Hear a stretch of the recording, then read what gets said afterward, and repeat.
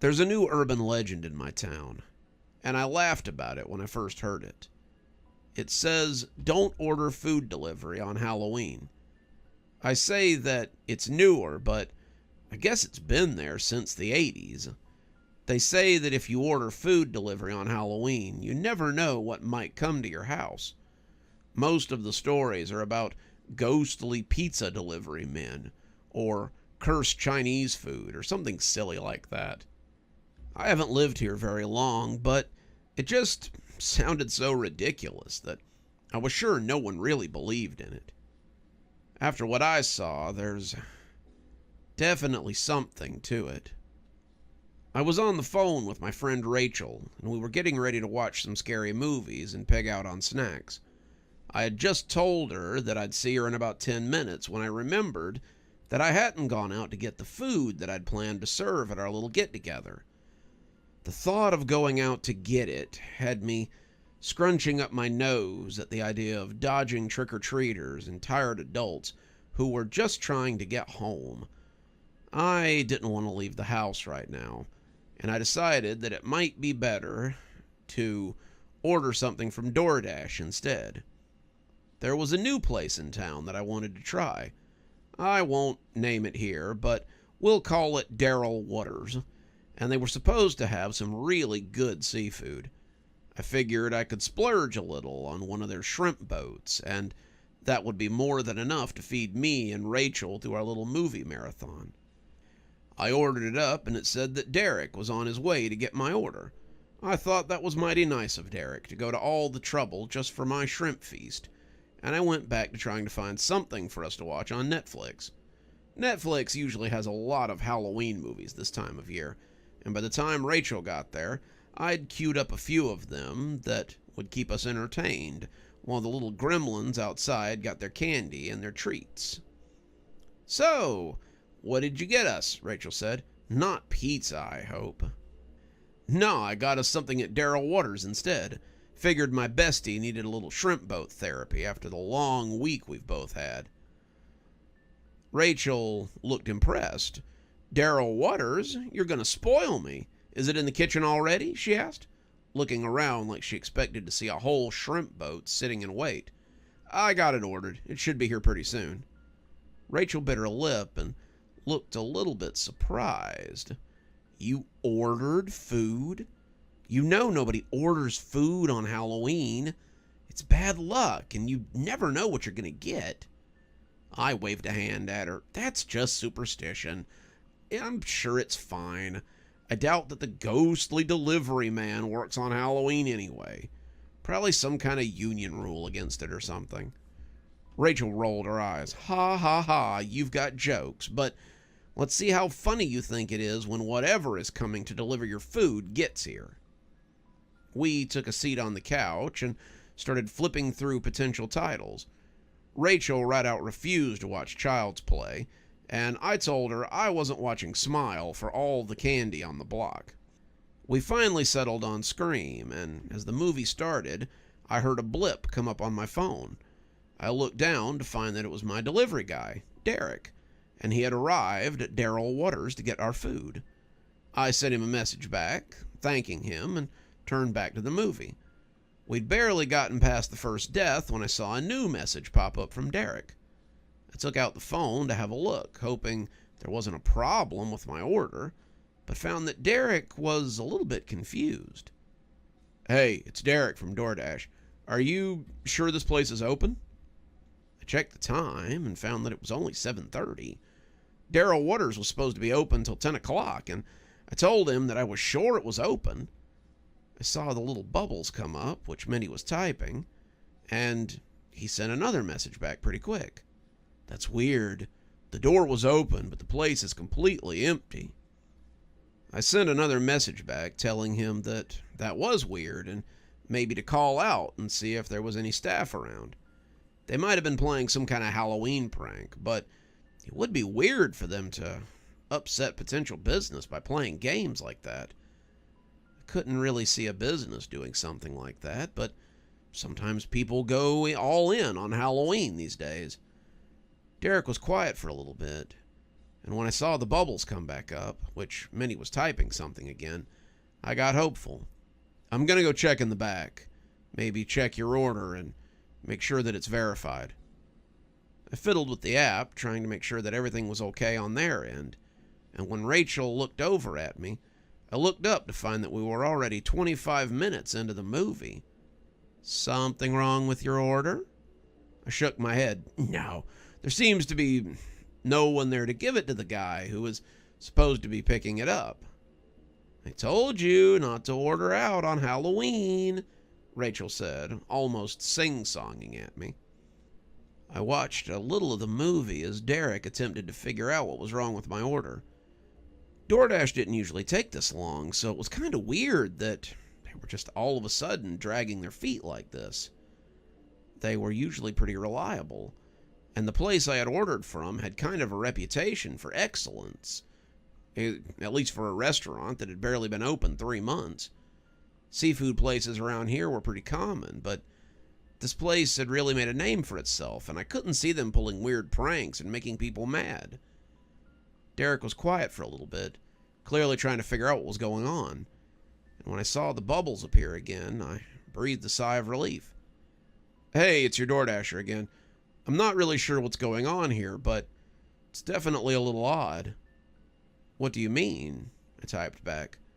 Well, the store is completely empty. There's no customers, no staff, there's nothing. The music is still playing like it's dinner rush, but there's no one to be seen at all. It's the strangest thing I've ever seen. I thought about it for a minute, trying to figure out what I could do. What do we do in this situation? I finally asked. There was silence on his end for about 5 minutes, and when the bubbles appeared again, I thought for sure that he had left and just forgotten to tell me. I can hear something in the back. That made me feel cold. What was he hearing? This was like a real-life horror story, and it was a little much for a food delivery. I didn't answer right away. Not really sure if he wanted me to answer. But eventually I asked what he heard. It's someone talking. I can hear someone talking very low in the back room. I could just picture him walking closer to the back door, his DoorDash bag under his arm and his eyes locked in place. The image was honestly scarier than the movie I was trying to concentrate on.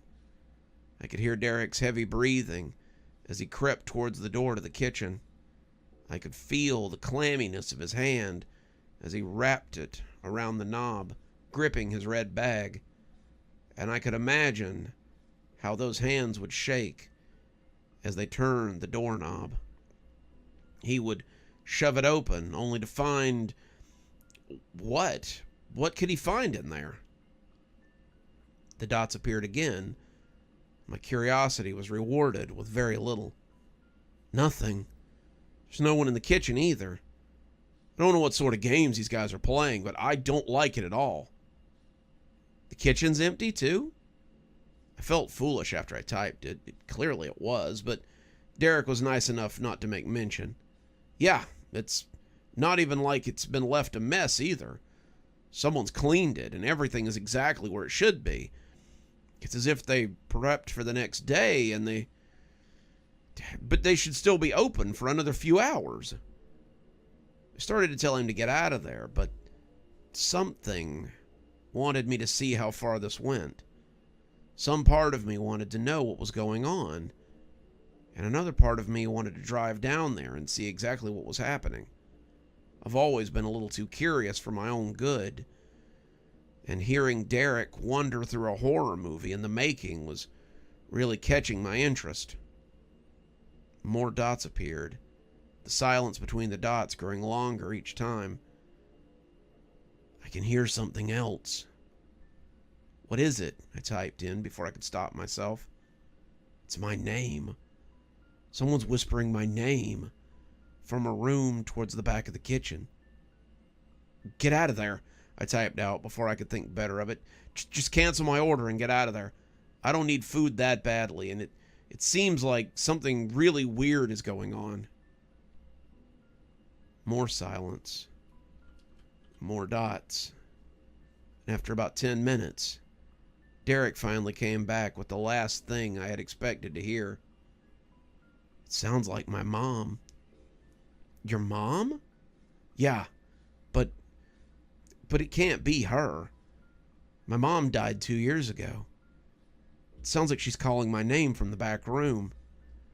I can't stop myself from going to have a look. I was halfway through typing out a message when Rachel made a comment from the couch that made me jump. I'd almost forgotten she was there. I was so wrapped up in what was going on with Derek that I had overlooked the fact that she was here to watch a movie with me on Halloween. If you called me over here so you could play on your phone, then I can go home and watch the rest of the movie there. I tried to shake off my trepidation over Derek and the whispers from the back room and decided that it might be time to bring Rachel into what was happening. It was bound to be more entertaining than the movie and seemed like a real Halloween thriller. Sorry, something's going on with our food order. The guy says he's at the restaurant and there's no one there. The place is completely empty and he can't find anybody to get food from. Rachel shrugged. That place is supposed to be open for at least another 2 or 3 hours. I can't see them shutting down early just because it's Halloween. I also can't see them leaving the door open when they know that kids are going to be out causing trouble. It's weirder than that, I told her, as I invited her over to look at the messages. He's hearing voices from the back of the restaurant, and now someone who sounds like his mom is trying to get him to come to the back of the restaurant. Rachel read over the messages, her face getting paler by the moment. I told you it was a bad idea to order food on Halloween. Everybody knows that weird stuff happens when you get deliveries on All Hallows. More dots appeared as she read over the message, and we both jumped because it was the first time that he had said anything in nearly 10 minutes. The dots went back and forth, and I began to wonder if he was ever going to finish. I'm right up against the door now. I can hear her just on the other side. I'm gonna go in. Wish me luck.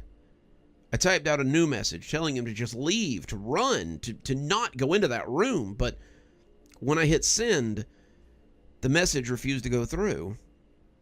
I got the same little icon you get when you don't have any service, and I typed out another message and sent it again, but I got the same results. I got the same results when I did it 3 more times, too. Wherever Derek had gone, it was beyond reach.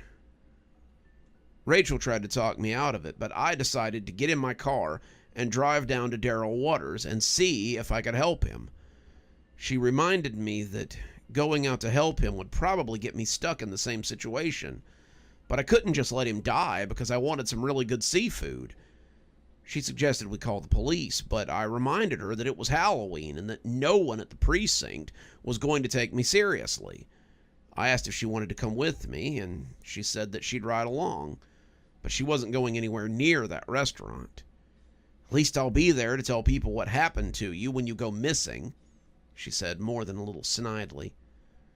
We drove down to Daryl Waters, and imagine my surprise when not only was the place open, but it was packed. The dining room was stuffed with kids and adults in costumes, and Rachel decided that it might be okay to go in with me as we sat in the parking lot and watched the waitresses stumble around in their pirate costumes, like they hadn't had a break all night. I asked the woman behind the counter about my DoorDash order, and she nodded as she pointed to the bag that was sitting at the end of the bar. Some guy named Derek was supposed to come pick it up, but it's been sitting there for a good 20 or 30 minutes. I don't know if he had an emergency or something, but he never showed up to get it. We were leaving when I got the notification, and it sent chills down my spine. It told me that my Dasher was on the way with my order. I tried messaging Derek and asking him what had happened, but he wouldn't respond. I showed it to Rachel, and she asked if there was any way we could stay somewhere else tonight. I told her I had enough money for a cheap motel, but but only the ones on the far end of town. She told me that might be best, and when I asked her why, she looked worried.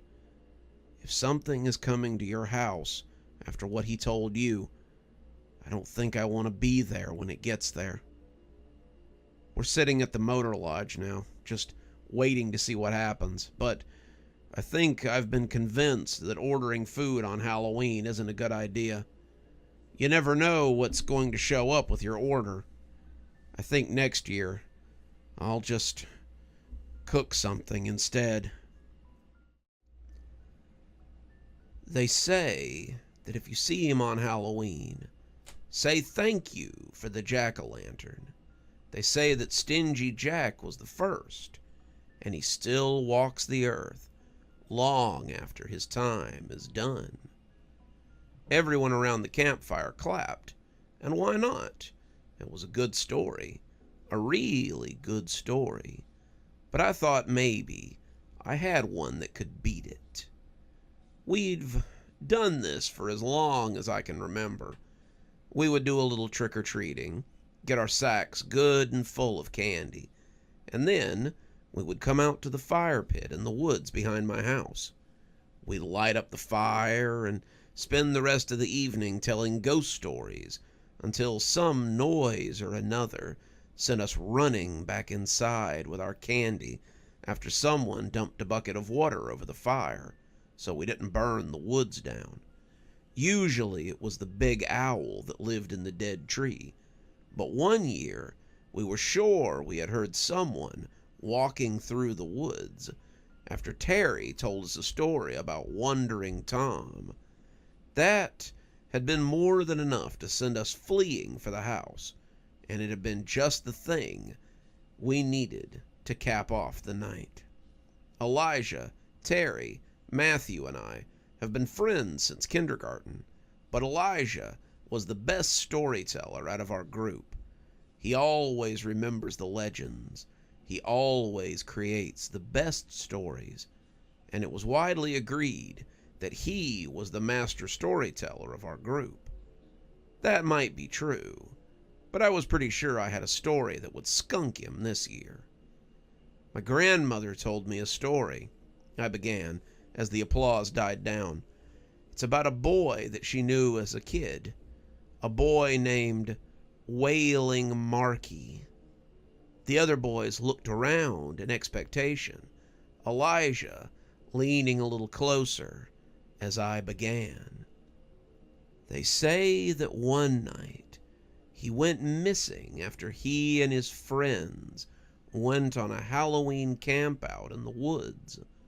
For a whole year, nobody knew what happened to Mark, or Marky, as everyone at school called him.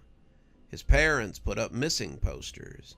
His face was on milk cartons, but nothing seemed to be able to bring back poor old Marky. His friends had gone trick-or-treating that year, in his honor, collecting a bag of candy for Marky.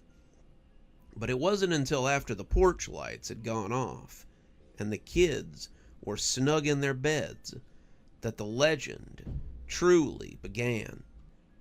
They say that at 10 o'clock, everyone began hearing knocking at their door.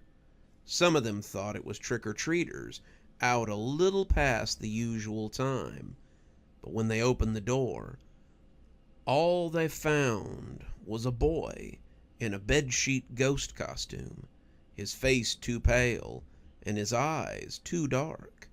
He would wail at them to help him. He would wail at them to let him in. And all of them would just scream and slam the door in his face. He went from door to door, knocking and banging, but no one would let him in, not even his own parents. One of his friends, a boy named Gabriel, remembered they had collected candy for him and put it on his porch after the second or third time that Marky came knocking. The legend said that when the ghost boy found the candy, He sat right there and began to eat. The next day, there was no Marky, but you could see the wrappers where the candy and the unchewed remains of the sweets beneath him were still sitting. Every year after that, a collection was taken up for Wailing Marky and left on the porch of his old home. It's said that if his candy is not collected, then he will go door to door, knocking and wailing until he is provided with his due. My friends clapped and said it was a pretty good story, but Elijah crossed his arms and smirked. It was a good one, but it wasn't as good a story as mine. Plus, everybody knows that Wailing Marky isn't real. It's just an urban legend. Nobody leaves candy out for him anymore. Lots of people leave candy out for him, Matthew said. I do, and I know a lot of kids put candy on their porch, or on the porch of his old house. We don't want him to come wailing up the road or anything. Oh, come on, Elijah said. There's no way any of you actually believe it. But when he looked up, he went white as a sheet and pointed to the log beside me. He stammered for a moment, his mouth quivering like a landed fish, and as Matthew and Terry looked where he was pointing, they too started mumbling and pointing at the spot beside me. I turned my head slowly, afraid of what I would see, and sitting there on a log next to me was a pale boy in a homemade ghost costume. He was chewing something, candy, I suspect, and beside him on the ground you could see the remnants of the wrappers. I couldn't believe it. It was Wailing Marky, just like I'd said in the stories. He just looked up at us for a moment, his face devoid of joy or even mischief, and when he spoke, it sounded like someone talking from the bottom of a well. I wish people would stop telling stories about me, he said, giving us all dark looks as he continued to chew. That's not even really what happened. Nobody remembers how I actually came to be this way. All they remember is Wailing Marky. It really makes me mad. What do you mean? Terry asked. Everybody knows about you. You're a town legend. The ghost boy huffed and put his hands on his hips like Terry had said the stupidest thing he had ever heard. That's just it. They all know what Gabriel told them, not what actually happened. It's because of Gabriel that I'm like this, not because I got lost and just never came back. What do you mean? I asked, not really sure I wanted to know. Are you saying that Gabriel killed you? The ghost boy shook his head in irritation. Of course not. Gabriel didn't have the stones to kill me or anyone else. What he did to me was much worse, and all because I told a secret about him. We all just sat there for a moment, waiting to see if he would continue, and when none of us asked, I supposed Marky decided to tell. It all started when I told some people a secret about Gabriel. I didn't mean to. It was just something that came out.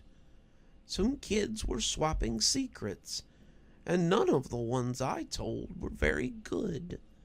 They were older boys, people I wanted to be friends with, and so it just came out before I could stop myself.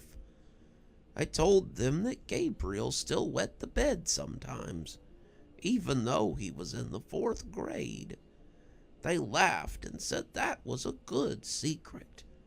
But then they told Gabriel that I had said it. He was so angry. It spread across the school, and suddenly people were calling him Bedwetter and Squishy Gabe. he didn't speak to me or play with me for a week. Then one day, when he came up to me at recess, I thought we were ready to let bygones be bygones and be friends again. Boy, was I wrong. What did he do? Matthew breathed out.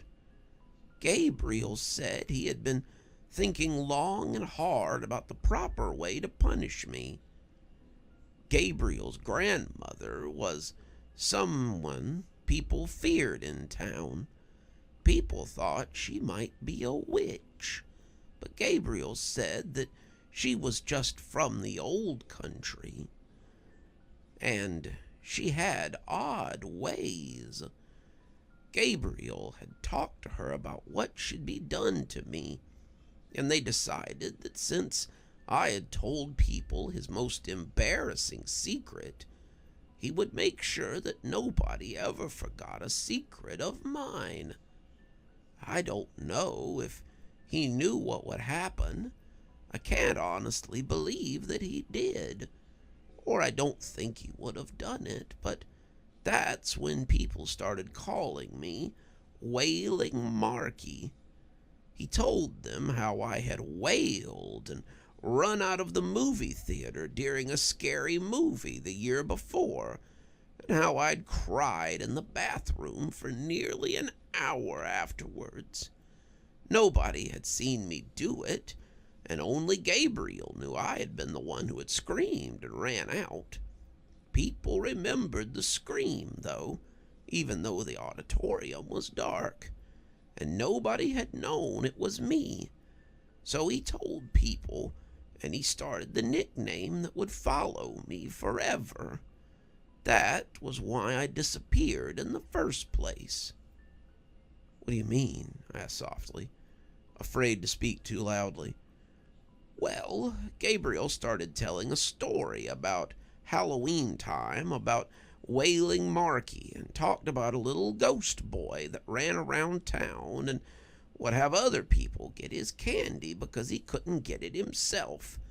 People knew it was me. They knew who he was talking about, and they started calling me Wailing Marky all the time. A group of kids was following me home a couple of days before Halloween, chanting, Wailing Marky, Wailing Marky, and I just had enough. I ran into the woods, meaning to lose them, but I got lost, I suppose. I got lost in the woods, and it got dark, and his eyes got a dreamy quality about them, like he was trying to remember something that he just couldn't quite get a grip on. And I died. When I finally came out of the woods, no one seemed to be able to see me. They said they couldn't find me, and I was right there. I was right there, and no one could see me. They shouldn't. That should have been where it ended. But it didn't. It didn't end because people might have forgotten me, but they remembered that stupid story. Nobody remembered Marcus Register. They only remembered Wailing Marky, and in a way it gave me a sort of immortality.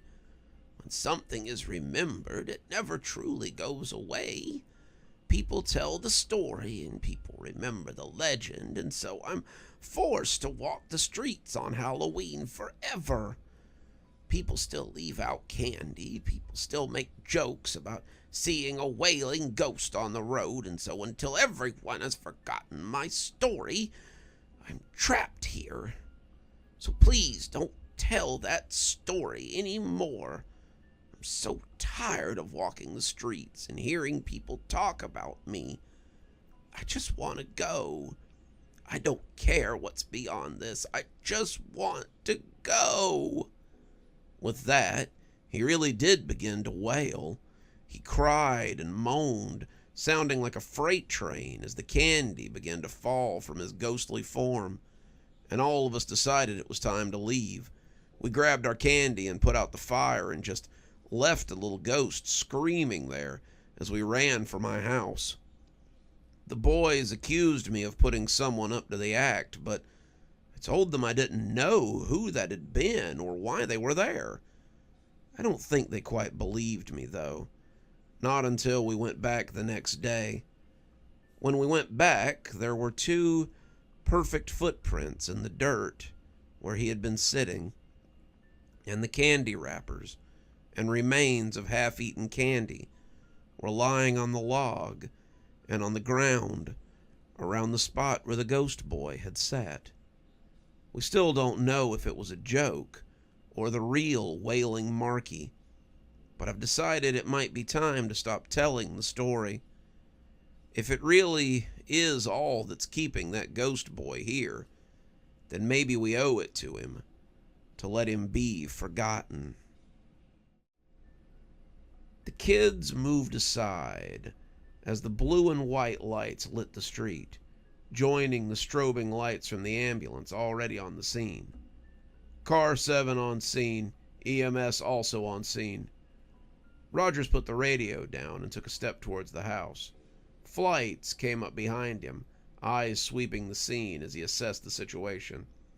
That was why they made such great partners, he reflected as he mounted the steps and heard the wheels of the stretcher coming their way. Flights was methodical, a planner. He was always keeping his eyes peeled for trouble. Rogers was a man of action, a muscular bull who dwarfed most perps and cowed even the most belligerent of drunks. The shift captain often called Car 7 the toolbox because it contained one very careful screwdriver and one very sturdy hammer. The EMTs were coming out, the woman riding on the stretcher moaning into her oxygen mask. She was in her late 40s, Roger assessed, and looked like she'd taken a spill. There was a cut on her forehead, a long dribble of red down the front of her shirt where it had soaked in, and by the way she was moaning and blinking, Rogers thought she might have a concussion. One of the EMTs looked up as he noticed the burly cop, telling him they had the woman taken care of, but Rogers put a hand out before they could walk past him. "I need a statement. We need to know what happened."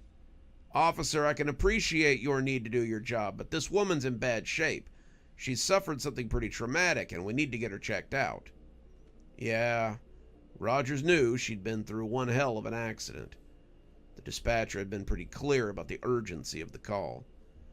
The call had apparently come in about 7:40, about 15 minutes ago. The woman was saying something about a prowler. It was some kid who wouldn't get off the porch, and the lady said that he was wearing an upsetting mask.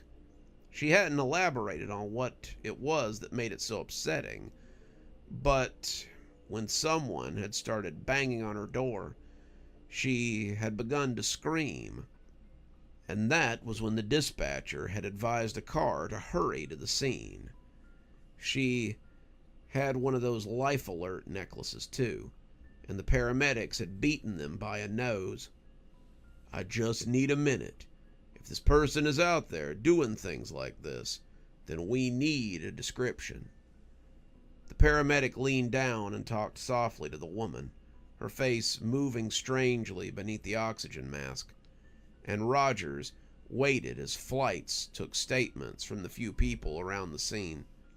He didn't think the woman was going to speak with him for a moment, but when she pulled the mask back a little, he breathed in a sigh of relief. She was the only real witness at the moment, and without her, they'd be hard-pressed to find the guy. "He was short," she said breathlessly. "I thought he was a kid at first. 5 feet, maybe less, in a white sheet. It looked like a death shroud, the kind of thing that was spattered with dirt and fake blood. I hope it was fake blood. They were barefoot, the feet black like a dead person." Rogers was nodding, taking down notes, and trying to compile some ideas on who he was looking for. Who the hell let their kid go out barefoot in a sheet? He didn't know, but it would make them easier to find. You told dispatch he had an upsetting mask. What kind of mask did he have, ma'am? The woman started shaking a little, her eyes getting hazy as she thought about it, and the paramedics started to move off before she started talking again. Her voice was steady, high, on the verge of hysterics. The mask looked like my late husband. He died in a car crash, and it looked just the way it did when I went to identify the body. His eyes were gone, his nose was broken, his lips had burst, his cheeks were...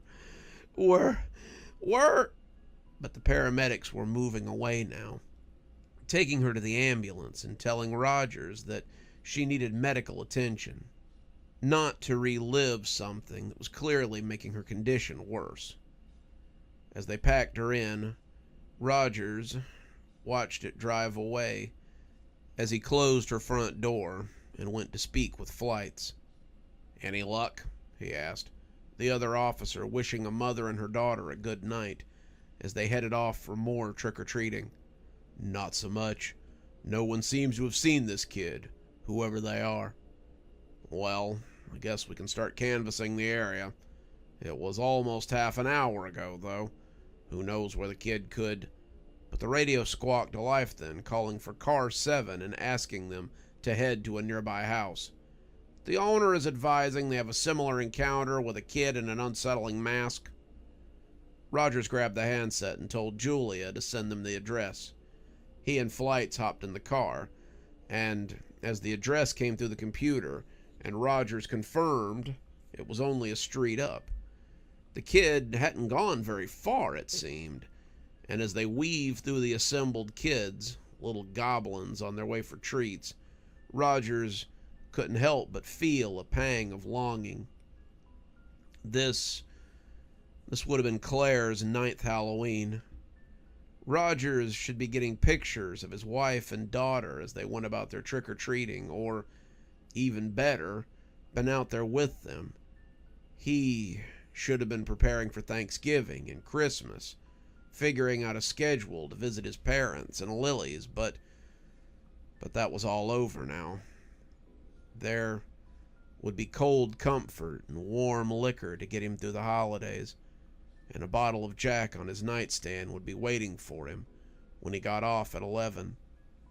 Up there, partner, Flight said, and Rogers shook his head as he pulled up onto the curb, and they approached the blue ranch-style home.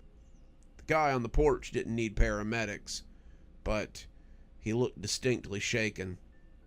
He was a big guy, the flannel shirt showing off his broad shoulders and large arms, and the little cap on his head made Roger think he was supposed to be a lumberjack or something.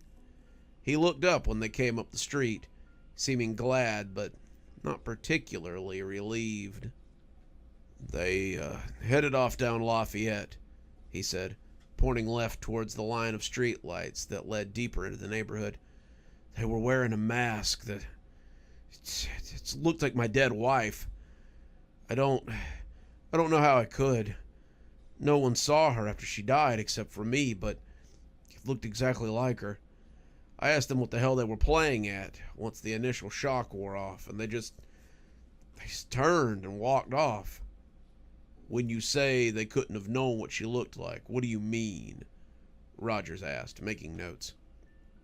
My wife, she died when we were rock climbing about 3 years ago. One of her anchors came out, and her line caught her just as she slammed into the edge of the mountain. She died instantly. It broke her neck, but I remember rappelling down and finding her face, a squishy mass of bloody flesh. I was the only one who saw her like that, other than the rescue guys and the mortician, I guess. There's no way a kid could have known what she looked like when she died. No way. How long ago did they come by? Rogers asked, hoping they were close. I guess about 10 minutes. I don't understand it. It's not possible. Shouldn't be possible. But Rogers cut him off.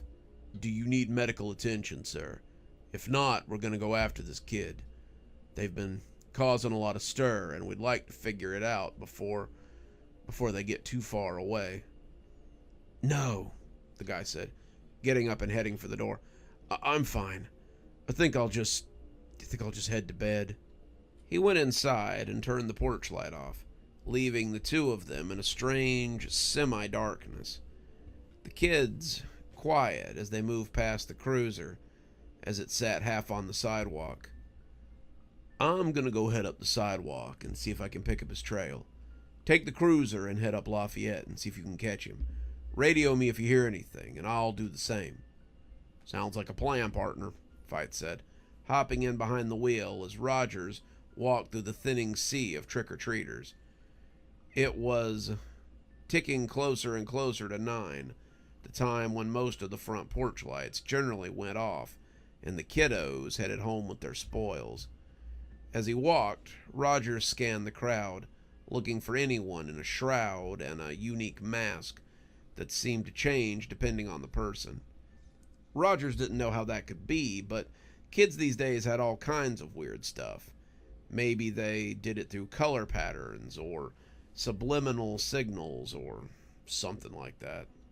Regardless of the how, they were causing a disturbance that had potentially put someone in the hospital. Rogers needed to find him and put a stop to this before it was... No! Stay away from me!" Rogers snapped his head to the left, looking towards the sound. The kids were scattering, some of them screaming, and he could see someone on the porch who was backing away from someone in a sheet. They were looming over the screamer, their back to Rogers, and when he approached, they turned and looked at him out of the corner of their eye. He got a brief glimpse of a girl's face, a young girl's face, before she took off running into the house.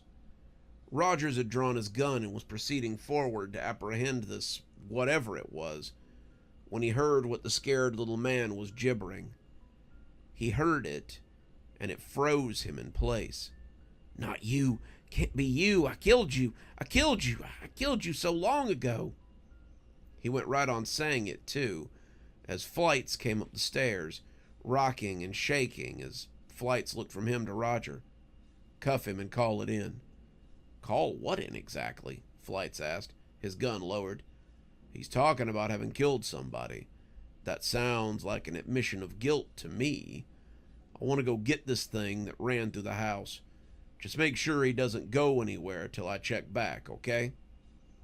Flights nodded, and Rogers was off and through the house at a sprint. He was lucky he could catch her before she hopped the fence. He wasn't likely to be lucky, and when he came to the kitchen and found the back door wide open, he expected the only thing he would see was a pair of legs going over the wooden slats. Instead, he found her kneeling beside a large tree in the back, digging up the earth with her hands.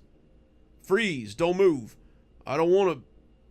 But when she turned to look at him, the words died in his mouth. It was Claire. She was kneeling in the dirt, digging with her soft little hands. And when she looked up at him, her face held the same expression it had on the occasion that he had caught her doing something she knew she shouldn't. She looked up at him with mischievous knowledge, and when he looked at the spot she'd been digging, he saw something else. It was hard to take his eyes off her. She looked exactly the way she had before the accident. She looked like she had the last time he had seen her, when she had run to him after school and wrapped her arms around him like she had missed him all day. They'd been getting ready to drive home, the three of them, but Flights had called him and said they had an emergency.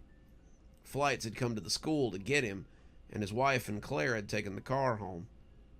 His wife had kissed him, his daughter had said that she loved him, and then they had driven away forever. They had been hit by a semi on the way home, and the next time he had seen them, they were in the morgue. Well, What was left of them was in the morgue. Beside her in the dirt were bones. Rogers was afraid to look at them for too long. He was afraid that if he looked away, Claire would disappear, and he'd never see her again. He knew she couldn't be real. He'd seen her and his wife into the ground. But when the girl looked up, Rogers looked up from the bones, and they locked eyes. "Trick or treat," Claire whispered, and then she disappeared, like ground fog with the dawn. The bones would turn out to belong to another girl, Bethany Taylor. She wasn't alone. There were 4 other girls buried out there, but Bethany was the one that the owner wouldn't stop talking about. He said that Bethany had come to trick or treat, wearing the flowing shroud and staring at him, and that was when he had started screaming. He never denied it, turning himself in and admitting to the crimes. Rogers and Flights were commended for their work, but Rogers had received something more than an accommodation that night. He'd gotten to see his daughter again, and to him, she would always be the one who had shown him the way to those girls. The bottle of whiskey was still on his nightstand a month later, a reminder that maybe there was more to life than slipping into oblivion. Officer Rogers had certainly received a trick and a treat that Halloween. We were sitting around in my old treehouse, this ragged edifice of my early childhood, and picking over the candy that we had gotten this year, when we heard the familiar sound. Everyone in town knew the sound. It had something to do with the old recycling center, or it had something to do with the old wastewater plant, or it was animals in the dump, but whatever it was, you could hear it circling the town like a predator on quiet nights. It was the clinking, clanking sound of metal, like tin cans on a string banging together, and it always gave me the shivers. "What's that sound?" asked Jeremiah. Jeremiah, though we called him Jerry, had only been in town for about a year. He didn't know about the old town legends or the stories that we'd all grown up with. To him, the sound was just an odd metallic clank, but to us, it was something our parents had told us about since we were young. "Don't you know?" Cameron asked, as he tossed aside a Werther's Original and grabbed up a bite-sized Kit Kat. Pickings had been slim this year on candy. We didn't know if it was because of the layoffs at the recycling center or because of the increase in shipping costs that made the groceries so expensive, but what we did know was that most of the grown-ups were out on their front porches enforcing the 2 or 3 pieces of candy per kid rule. It had meant that we'd gotten a sad collection of fun-sized candy bars and old lady candy, the latter not terribly appealing to a bunch of 14-year-olds who were probably too old to be trick-or-treating anyway. "No," Jeremiah said. "That's why I asked." "That's Tin Can Tommy making his rounds," Joel put in, before opening a box of malted milk balls and shaking them all into his mouth at once. "Who the hell is Tin Can Tommy?" Jeremiah asked. Cursing was something we had discovered only a few years ago, and it was still new enough that it was something we used every chance we got. "Tin Can Tommy is a local legend." "In the late," Cameron began, but Joel waved a hand and pointed at me. Let Tyler tell it. He's better at it than any of us. Go on, Ty. Tell him about Tin Can Tommy." I was honored to be elected as the storyteller, and as I took the wrapper off a tiny Hershey bar, I began the tale that my grandmother had told me when I was barely 4 years old. In the late 40s and 50s, there was a string of murders in town. You see, in 1942, A drifter had been going around abducting and killing children in the town. This was when the railroad still ran through, so you occasionally got drifters and hobos that came through looking for work or just looking for a place to crash before they went somewhere else. Well, this fella had a taste for murder, and he had killed 5 kids before the locals finally figured out who it was. Now, there was some speculation on whether or not they got the right person. Some people said that Tommy was innocent and that they just decided to accuse him because he was a homeless guy. Some people said it was actually one of the guys in the mob that went to get him, and he was just covering up for his own sins. Whatever it was, they took Tommy and hung him from the big tree in the middle of town. They say he hung there for a whole month before he finally rotted down to nothing but bones and clothes. The townspeople congratulated themselves. They had taken out another dirty vagabond. But that was not where the story ends. All 3 of them leaned in close, even though Cameron and Joel had heard the story before. It was one of those stories that everybody heard, but nobody complained when it was retold. It's the kind of story that, even though you know it can't be real, you can imagine that it actually happened.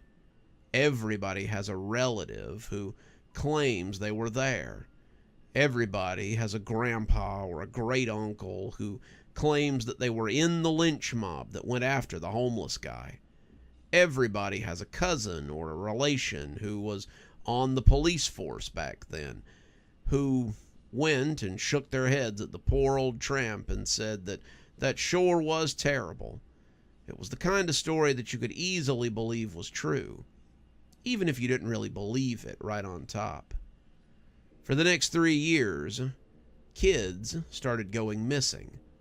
2 or 3 a year would just vanish, and only the children knew what was really going on. Many of them told their parents how they'd heard someone whistling and calling their names from under their windowsill, and they supposed that a few kids must have even went with him.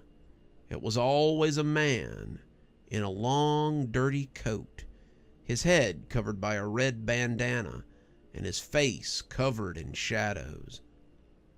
He would call to the children and tell them to come down and play, or to come down and see what he had in his bag. And the ones who did were never heard from again. The children told their parents about this, but none of them believed them.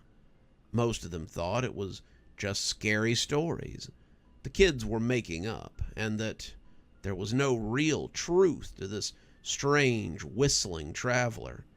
Some of them, the ones who probably hung Tommy from that tree, even thought they were just making up tales based on what they had heard about the drifter himself.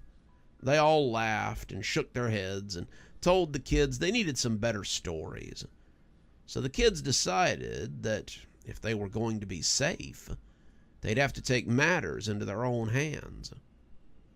As I told the story, I could hear that clanking sound as it circled around in the woods outside town. I could hear it because it sounded like it was getting closer. We'd all grown up with the sound, so we were just kind of used to it. And sometimes, when the wind was right, it did seem like it moved, or like it was getting closer to where you were. It didn't matter how close it got, because it wasn't like anything ever came of it. We all knew to stay away from it, whatever it was, and the sound was as normal to us as catching the bus in the morning or saying our prayers before bedtime. So, the children got together, not all of them, but enough of them to make a difference. There were about 12 of them, and my grandmother claims to have been one of those children. She says they decided that if the adults weren't going to keep them safe, then by God, they'd keep themselves safe. They would catch this man and make sure he never hurt anybody ever again. And they set up a plan so they could do just that. These two boys, the Tyson twins, set up a tent in their backyard and let it be known that they were going to have a camp out a week before Halloween. This seemed to be the easiest way to get the attention of whoever this was. He had taken most of the kids off the street after dark, or he'd taken them from in front of their houses at twilight. He didn't go into people's houses. That would have been dangerous. So the easiest way to get got was to be out after dark or be lured off by his whistling. The wind must have been exceptionally strong that night, because I remembered thinking that the whistling and the clinking sound was coming from the woods right behind my house. It made a great backdrop for the story. I could see Cameron and Joel leaning in as the story hit its stride, and Jerry was almost shaking as the Snicker bar he was holding sat forgotten. Sure enough, as the Tyson twins camped in their backyard, they heard a whistling and heard someone calling their name. They didn't leave the tent.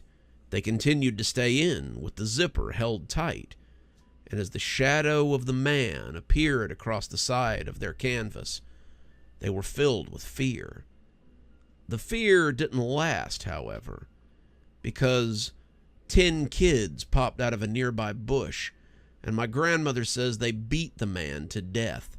They had hammers and sticks and tools of all sort, and they came at him like the wrath of God.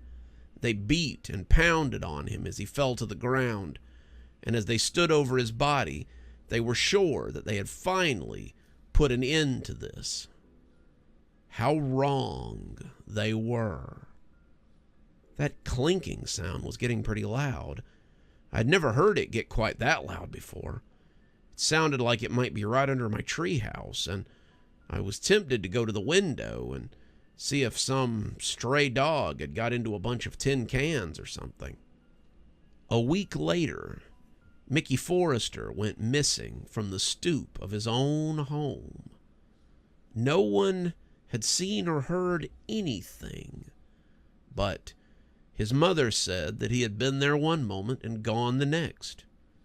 Mickey Forrester had been one of the kids to arrive to the meeting, and the rest of them were scared that now they had drawn targets on themselves. So the 11 kids met again and tried to figure out what to do.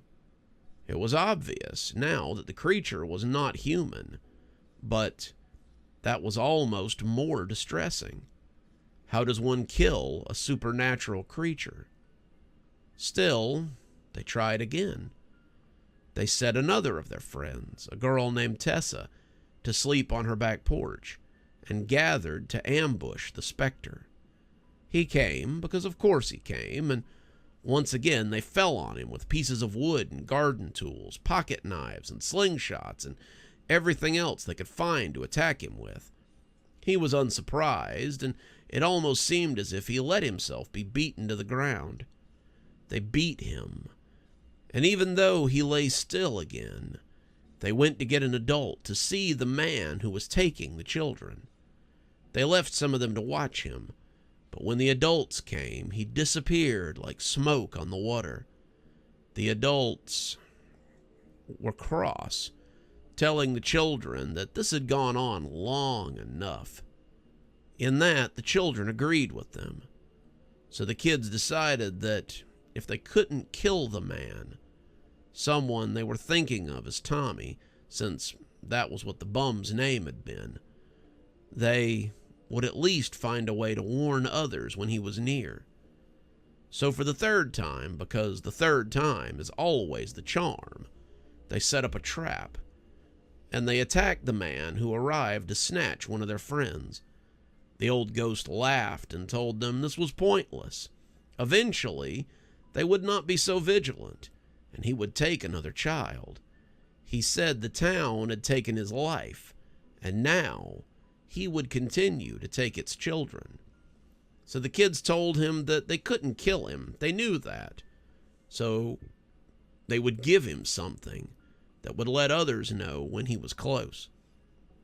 So they beat him into unconsciousness, and then they wound a string full of tin cans all over him. They wound him with so many cans that he looked like Jacob Marley when Scrooge saw him. They tied so many knots that he would have no hope of getting them off. They wound the strings together so that no matter how much he tugged and pulled, he couldn't get them off. Then they left him there, certain he would never bother anyone again. In that, the children were correct. Not that he would never bother anyone again, but that he would never take a child unaware, ever again. For now, every time he came near the town, you can hear him clank from a mile away. The wind will blow his cans, the trees will snag on his ropes, and he will forever be a prisoner of the town. It was decided that if he meant to stay, then he would be just as miserable as the children who he hunted. We were silent as the story came to an end, and I realized that the clinking I had heard had stopped. I looked over the edge of the treehouse, but there was nothing down there to be seen. The yard was empty. The only sound were the leaves rustling in the trees, and it appeared that Tin Can Tommy had gone on his way. He'd probably come to hear a story. Maybe he even liked being immortalized in tale. Whatever the case, we could all rest easy, knowing that he would never have us unaware, as he had taken the children in my grandmother's time. We would always know he was near, because it was impossible not to hear the clinking and clanking of Tin Can Tommy. I don't drive, so a big part of my daily back and forth is calling and using Uber. This sounds pretty mundane, but today's trip was anything but normal. I had been out late and decided to Uber myself home instead of trying to get a cab. I have nothing against cabs, but you never know who you're going to find when you're out riding in the big yellow. I like Uber because I feel like they vet their guys a little better. That's probably incorrect, but I've yet to get a bad Uber experience until tonight. My friends tell me all the time that they have terrible experiences with the service, but I have yet to get a creep and was feeling pretty good when I put in the address at around 11:30 to be picked up. The app took in my information, chewed it over, and I received a message that said M was coming to pick me up. Took me a few minutes to figure out that this was a little abnormal. I looked at it for a minute, not sure I'd seen it right. There was almost always a full name when you got an Uber. Usually, it's with a picture attached, but this was just a letter with no picture. I started to cancel the ride, but then I felt a little silly for getting rattled.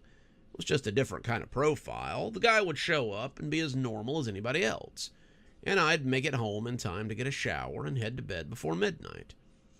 I gave it about 10 minutes, and just as my finger had started to hover over the cancel button, a large, black Lincoln Town car pulled up to the curve. It wasn't what I was expecting, but when I looked at the vehicle description, I saw that that was blank too, so I supposed I was in for a surprise. Who knew? Maybe it was just somebody pulling a Halloween prank, and I'd have something funny to talk about on the internet with strangers. It was October, and I was getting used to seeing spooky encounters on my TikTok and YouTube shorts. As the car came to a stop, the door popped open on its own. I expected a creepy voice to tell me that my ride was here, but the inside was as silent as a grave. Now, I was pretty sure that it was a Halloween prank. It was a couple of days before, and it sounded like somebody had decided to get a little festive. This would definitely be something I could tell my friends about the next day, so I just shrugged and climbed in. The door closed as I got in, and we headed towards my apartment. "So," I asked, "have the fares been pretty good tonight?" I expected the creepy voice to come then, but there was nothing. The man behind the wheel just drove, taking turns as they came. The cab of the car was dark, and I could see his eyes reflected in the rearview mirror. I didn't linger on them. They were bloodshot and not altogether healthy looking. They stared unerringly at me in the rearview mirror, and I wondered how he could drive so well while not looking at the road. I looked behind the seat because sometimes you get a little information card down there, but there was nothing but the little pocket that sits behind most seats. I didn't feel like I was in danger or anything. This was still just someone's idea of a joke, and I suppose I would get a little spooked, and then he would laugh and tell me it would all been a prank. That's how it seemed to work these days. Everybody had their phones out and was pulling little pranks on each other. And I supposed by the end of the night I'd be on someone's YouTube channel. If he didn't want to talk, I supposed I'd just sit quietly and say nothing. The longer we drove, the harder it became to maintain. I kept looking back at the rearview mirror, looking at his eyes as they stared at me with such intensity. It was impossible not to notice. They never budged, and the man didn't seem to blink.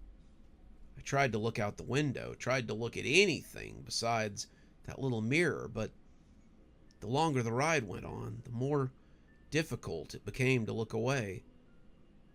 Weren't particularly nice, but they were almost mesmerizing in their otherworldliness. I could see every vein that stood out in the whiteness of that orb. I could see the little wrinkles at the corners of his eyes.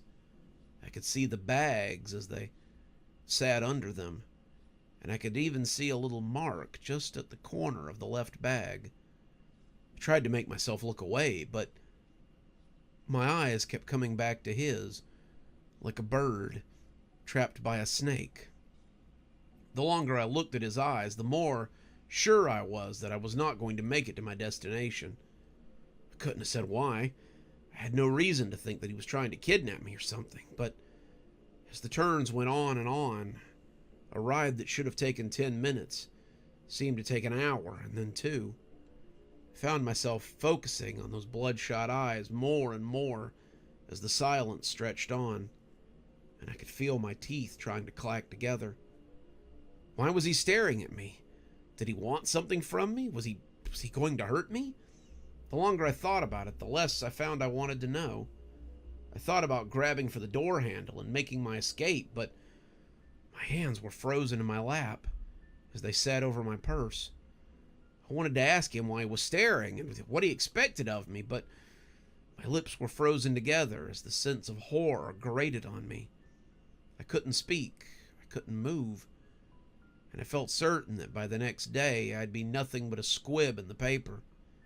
They'd find me in an alley or something, my eyes wide with the fear after my heart had simply stopped, and then no one would know what had happened to me. I tried to shake my head and tell myself I was being ridiculous, but the longer I looked into his eyes, the more sure I was of his intention. I was going to die. I was going to die. I was going to die. The words kept rattling around in my skull like a trapped bird. And when I turned my eyes to look out the window, I suddenly discovered that we weren't in the city anymore. We were heading up unfamiliar streets, and the driver was taking turns seemingly at random. I wasn't even sure he knew where he was going anymore, and each turn made me want to begin screaming all over again. I wanted to pound on the door and tell him he had to stop. I wanted to be out of here. I wanted to be anywhere but here, and I suddenly knew that I'd never take a ride from anyone I didn't know ever again. My parents always told me not to take rides from strangers, and this was just more of that, wasn't it? I was in the car with someone I didn't know, and their eyes were boring into me like they knew all my secrets and all my sins, and it went on like that for some undetermined amount of time. as I sat and prayed that I would one day be able to return home and know peace again. Suddenly, he was going faster. He increased to 40, then 50, then 60, then 70, and then he was taking those turns at a speed like something out of a carnival ride. He was going so fast that there was no way he could have known whether he would make the turn or not. Every time he took a turn, I thought, he's going to crash into something. And every turn, we just kept going, just as we had before. I found myself clutching my hands as they lay on my purse, and I was praying in my mind for all this to stop. I'd had enough. I wanted to be off, whatever this was. And I closed my eyes as I felt soft, muffled words come stabbing out of me. Stop! Please, stop! He slammed his foot on the brakes, and I shut my eyes as if expecting to feel the impact. We were going to crash now, and I'd be all over the inside of his vehicle instead of an alley. We'd smash into something and die, and then I opened my eyes, and we were suddenly in front of my apartment. The door was open, and it appeared I was free to go. I looked at the dark miasma where the driver sat, and before I could stop myself, I thanked him. I feel foolish for it now, but I was thankful. I thought for sure I was going to die, and that no one would ever be the wiser. But instead, I'd been allowed to live, and that was something worth celebrating. I got out of the town car, making sure I got my purse, and as it rolled away, I felt a sudden, overwhelming sense of happiness. It appeared that I was right, because as I sit here now, I'm sharing this with strangers. I was hesitant to tell people. Some of you might actually seek out this stranger and his otherworldly Uber. But if you do, at least you know the experience is worth the price tag.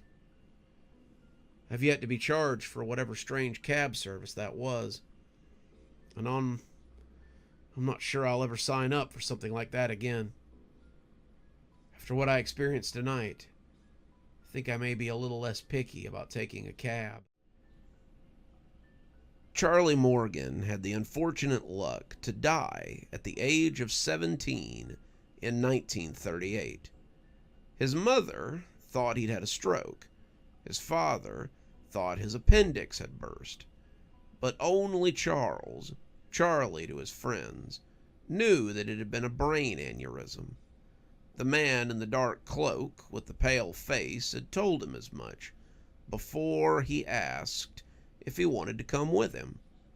Charlie had declined, telling him he wanted to stay a little longer and see what became of his parents.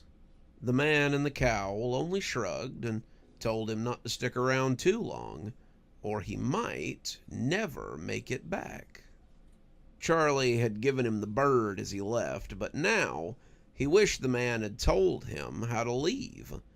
It turned out that it was a hell of a lot easier to die than it was to know what to do after you were dead. Charlie had watched his parents age 20 years after his death, and both of them had finally sold the house at the ripe old age of 60 and gone on to whatever life they had left after that. Charlie couldn't follow them. He had died in the house, and he was tied to the house. But that was okay. His parents had been a little boring, but the people who moved in afterwards had been fun. His parents had moved out in 1960, and Charlie had had the house pretty much to himself since then. In that time, 14 families had lived in the house that he died in. Some of them he scared. Charlie turned out to be pretty good at being scary. Some of them he just watched, wanting to see how other families were and what they did. Those were fun. Charlie liked just watching people sometimes. You got to learn a lot about people when you just sat around and watched. Some of the families had kids that Charlie talked to. The young ones were usually a little more in tune with the spirit world, and some of them could see you and talk to you. To adults, They were just a child's imaginary friend. But to the children, they were real, and that made Charlie feel like he was alive again. Some of these kids had other ways of communicating with spirits, and Charlie liked to mess with them. Charlie had seen it all: Ouija boards, spirit catchers, automatic writers, ghost boxes, spirit radios, and every other damn thing that was supposed to help you talk to ghosts. It was as if none of them had ever thought about just talking to ghosts. Charlie liked to talk, and if they had approached him and talked, he would have talked back to them. When they broke out the hardware, though, that was when Charlie really had fun. He would move their planchette and make it say awful things, make it say scary things. He would crumble up their spirit catchers, throw them in the garbage can, and he would whisper disturbing things into their spirit radios, or make their spirit boxes send back strange and often cryptic answers. It was all good fun for him. Charlie didn't have anything better to do. But once the Winston family moved in, Charlie found he was the one who was afraid. The Winstons were a nice enough family. Roger Winston was the father, and he worked as a foreman at the steel mill where Charlie's father had once worked. Probably wasn't the same mill as it had been in 1930, but Charlie had only been there once on a class trip, so he really didn't have any way to know. Patricia Winston was a stay-at-home mother who puttered around the house and kept the place clean enough. She liked to watch daytime talk shows, and Charlie found that he liked Maury Povich and Jerry Springer enough to sit in the living room while she cleaned and soaked up the drama. The shows were full of emotions, and to a ghost, emotions are better than a piece of chocolate cake. Then there were the children, Terry and Margaret Winston. They were 12 and 16, respectively, and though they believed in ghosts, they didn't seem to believe in Charlie. Their friends told them stories about the ghosts that lived in the haunted house that their parents had bought, but the two kids just waved it off as superstitious nonsense. Margaret was too busy worrying about boys, way too busy to worry about ghosts at least, and Terry fancied himself a man of science and believed that there was really a scientific reason for whatever anomalies were happening in the house. There would be no talking to these two. Charlie was sure of that. Then came the Halloween party that changed everything. The Wilson parents had gone out of town to help with the funeral arrangements for Mrs. Wilson's beloved aunt. They had left Margaret in charge, telling her she was not to have people over, and she was not to do anything reckless while they were away. Margaret's response was to have a little get-together with some of her friends, and let Terry invite a few of his friends over too. Some of them brought alcohol and music and scary movies, and things to while away the evening.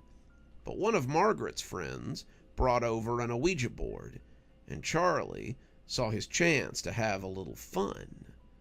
He started with the usual ghostly pranks, spelling out strange things with the planchette, pretending to be different people, and generally making those involved feel nervous.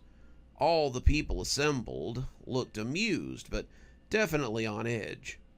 All but one. She had a knowing look about her, a look that told Charlie she had done this sort of thing before. She looked at Charlie's antics without much fear and without much apprehension, and when she had the rest of them clasp hands, she knew what she was doing. There may be a capricious spirit here, but I'm not trying to talk to someone who knows nothing outside the walls of this home. I read a name in one of my mother's books, and I want to talk to the entity she spoke to when she was a girl.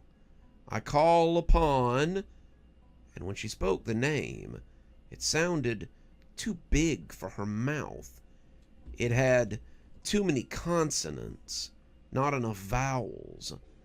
The words too much for anyone with a tongue to speak. The name was unknown to Charlie, and by the way it made him feel, he would have just as soon had it remain unknown.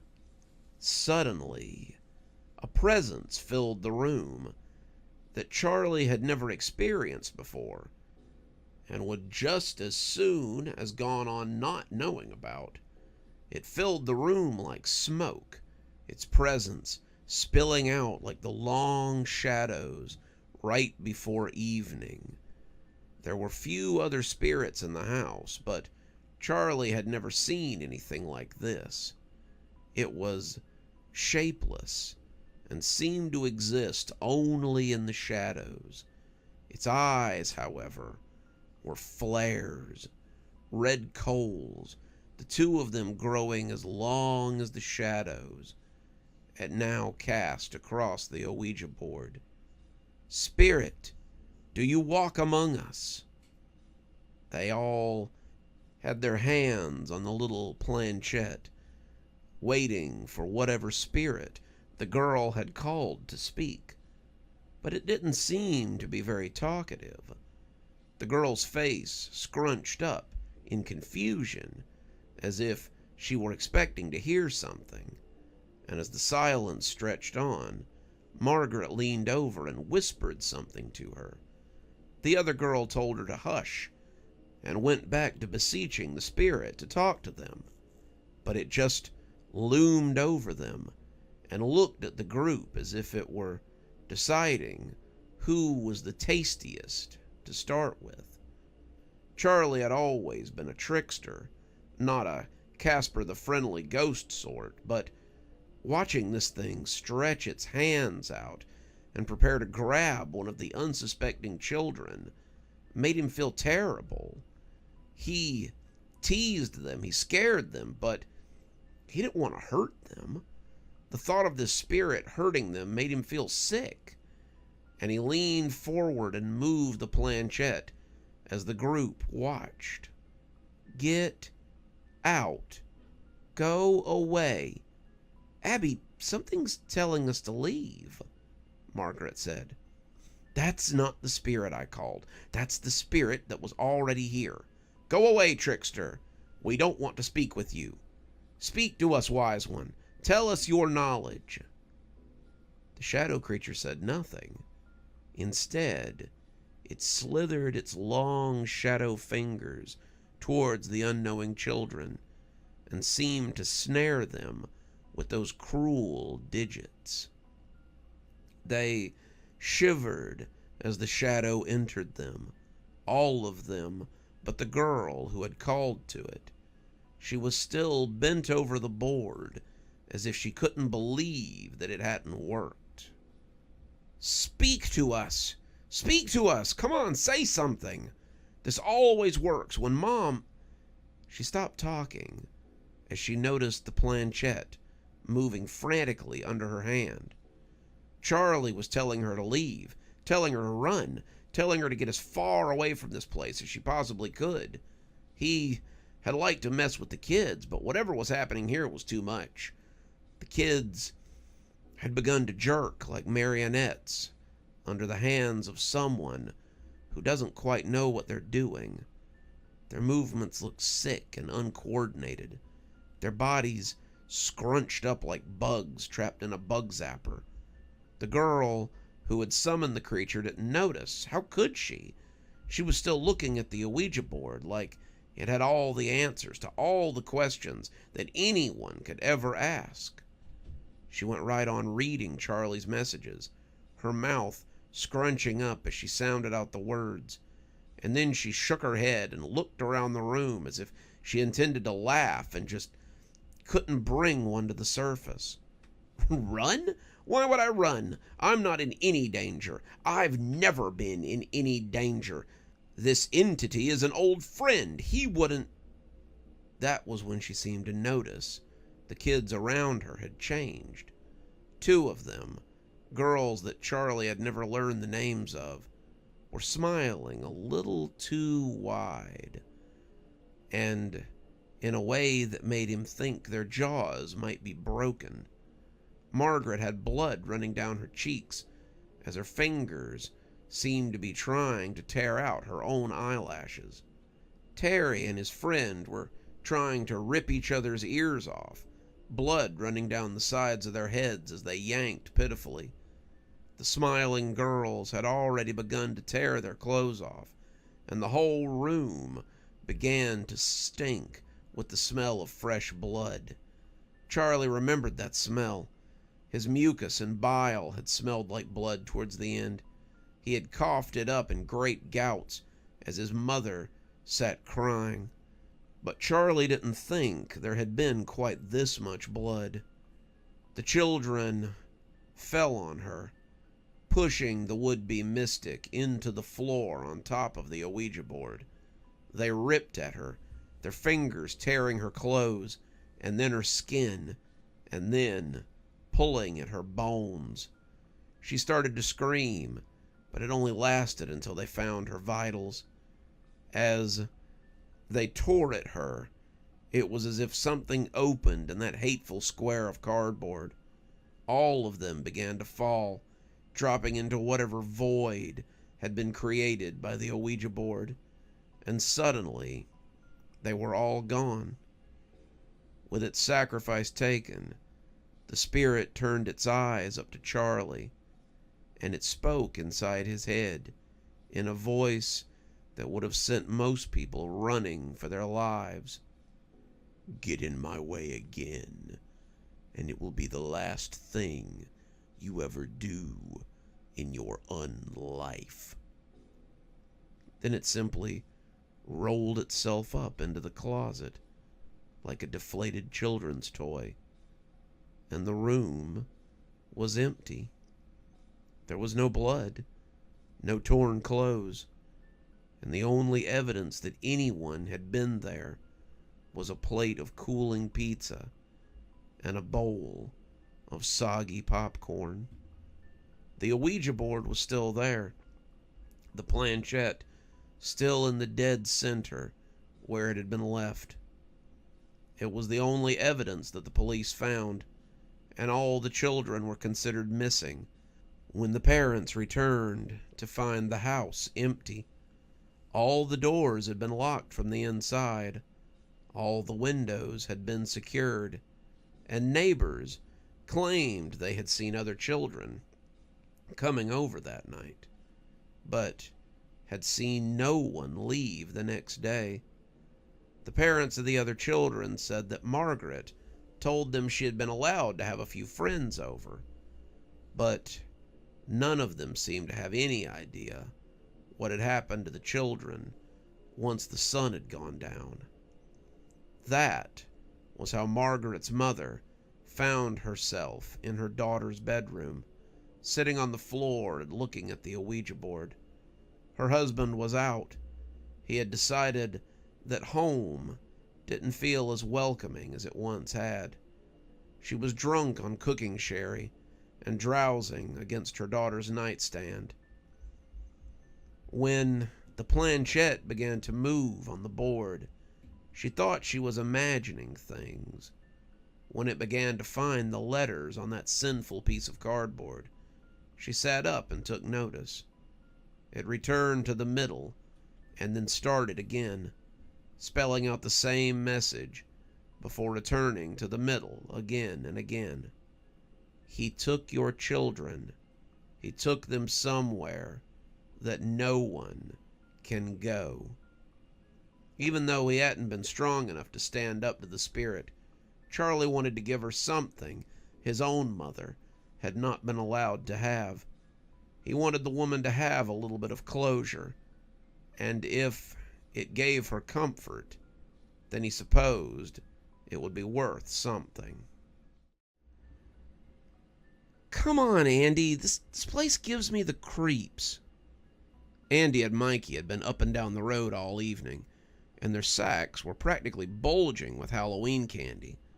The two of them had done quite well, probably about 8 or 9 pounds of candy between them. But that's the thing about kids on Halloween. They never seem to be able to do well enough. They wanted more, and they all knew that in this neighborhood, a neighborhood like Cerulean Pines, there would always be more. The families here were as nuclear as the atom bomb.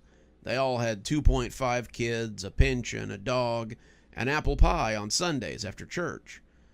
They always put on for the kids, and there was always another house to scope some treats from. The house they stood outside of now, however, was probably not the place to try their luck. Most of the houses on the block were nice enough, little ticky-tacky homes with picket fences and well-maintained lawns.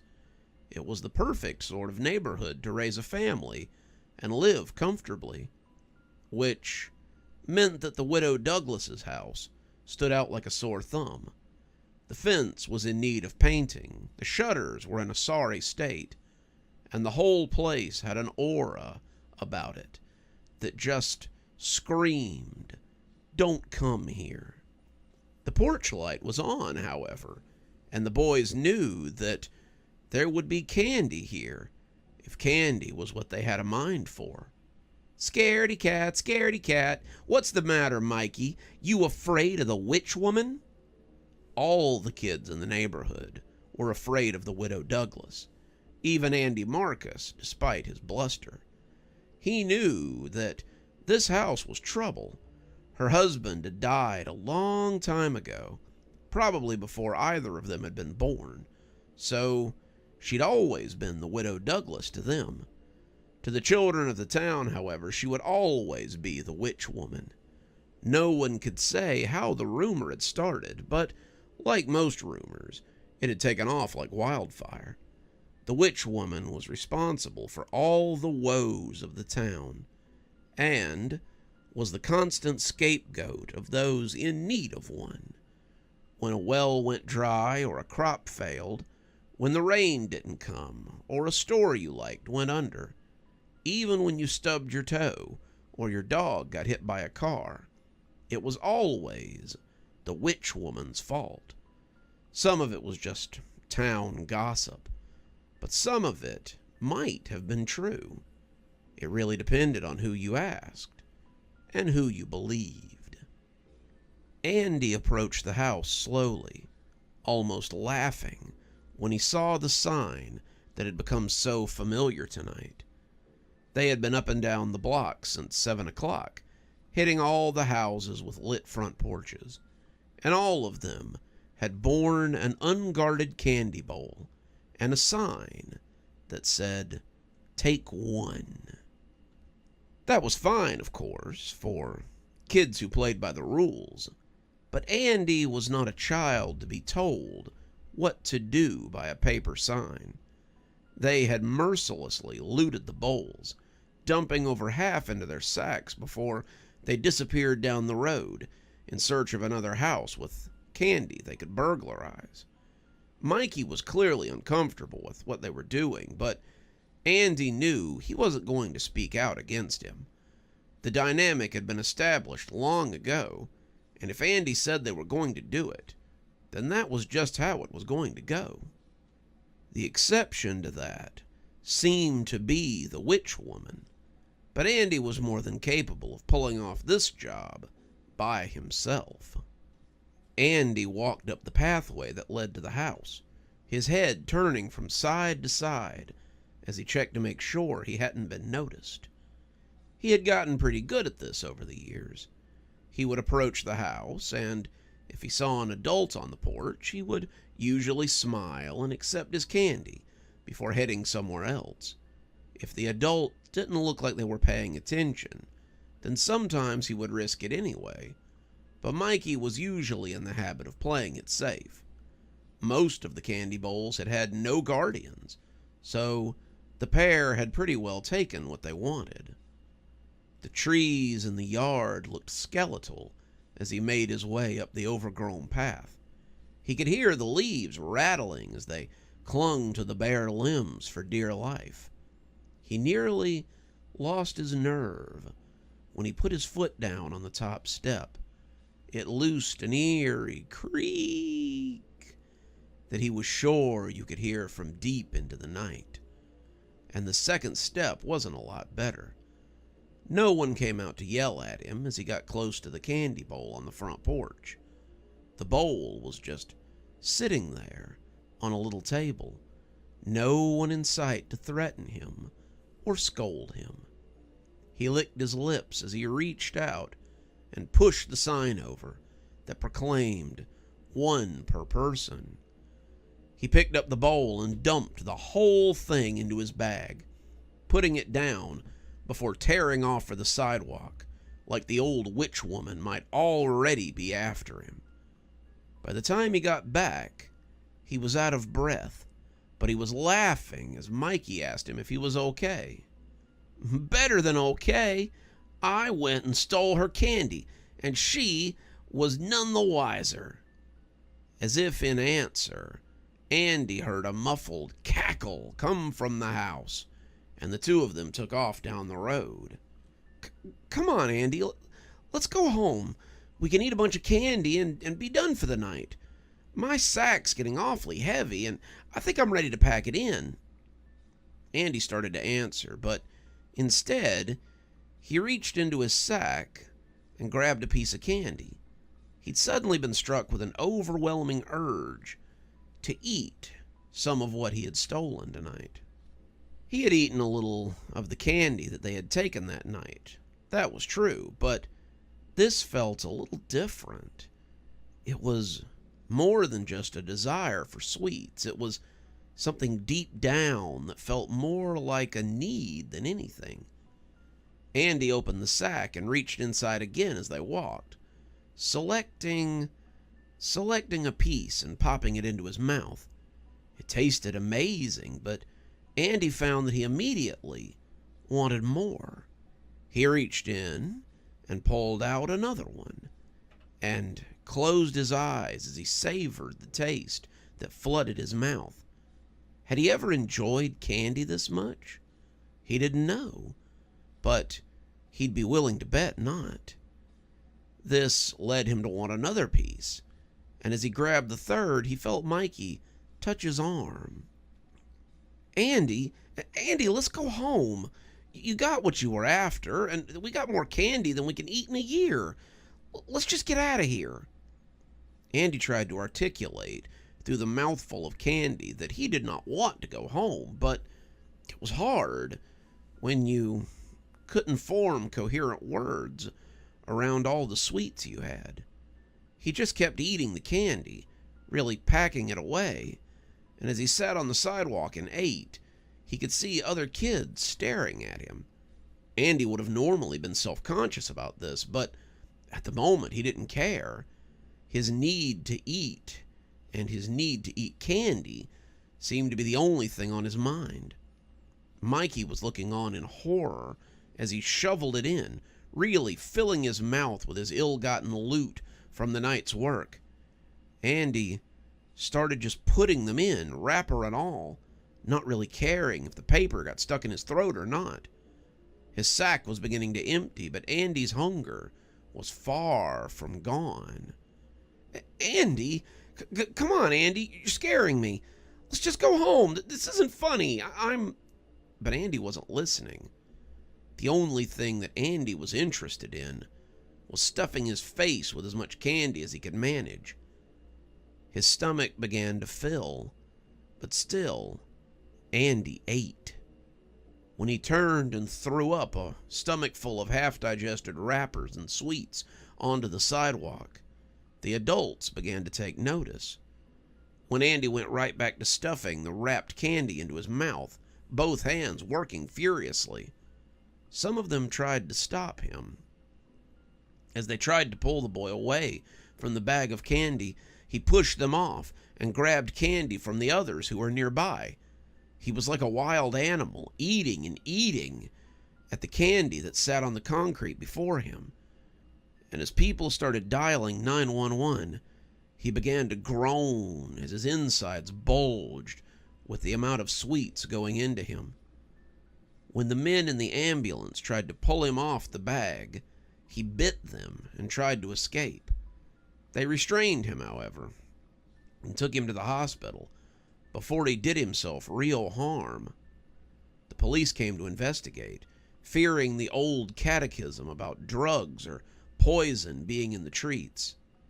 They talked to Mikey, but they got very little of use out of him. The kid was frantic, saying again and again how it had been the fault of the witch. He didn't start acting like this until he took her candy. He was fine as ever, but then he took her candy, and that was when he started acting weird. The witch? One of the officers said, sounding nervous. The witch, yes, the one over on South Street. Everyone knows about her. The cops looked at each other, not really sure how to tell the boy that there was no way they were going to the widow Douglas's house. They had grown up in the small town as well, and they remembered not to cross the hunched old crone. They asked a few more questions, but when they flipped their notebooks closed, it was pretty clear what they intended to do. We'll look into it, kid. Thanks for your cooperation. Mikey just stood there as they drove away, his mouth opening and closing like a fish. The police never bothered the widow Douglas. They knew better than to go bother a witch on what was likely the worst or best night of the year for her. The legend, however, changed slightly. The kids say that if you find candy on Halloween at the old Douglas place, you should avoid it like the plague. Mikey told everyone that the witch had poisoned Andy, and that was why he was gone and couldn't return to school.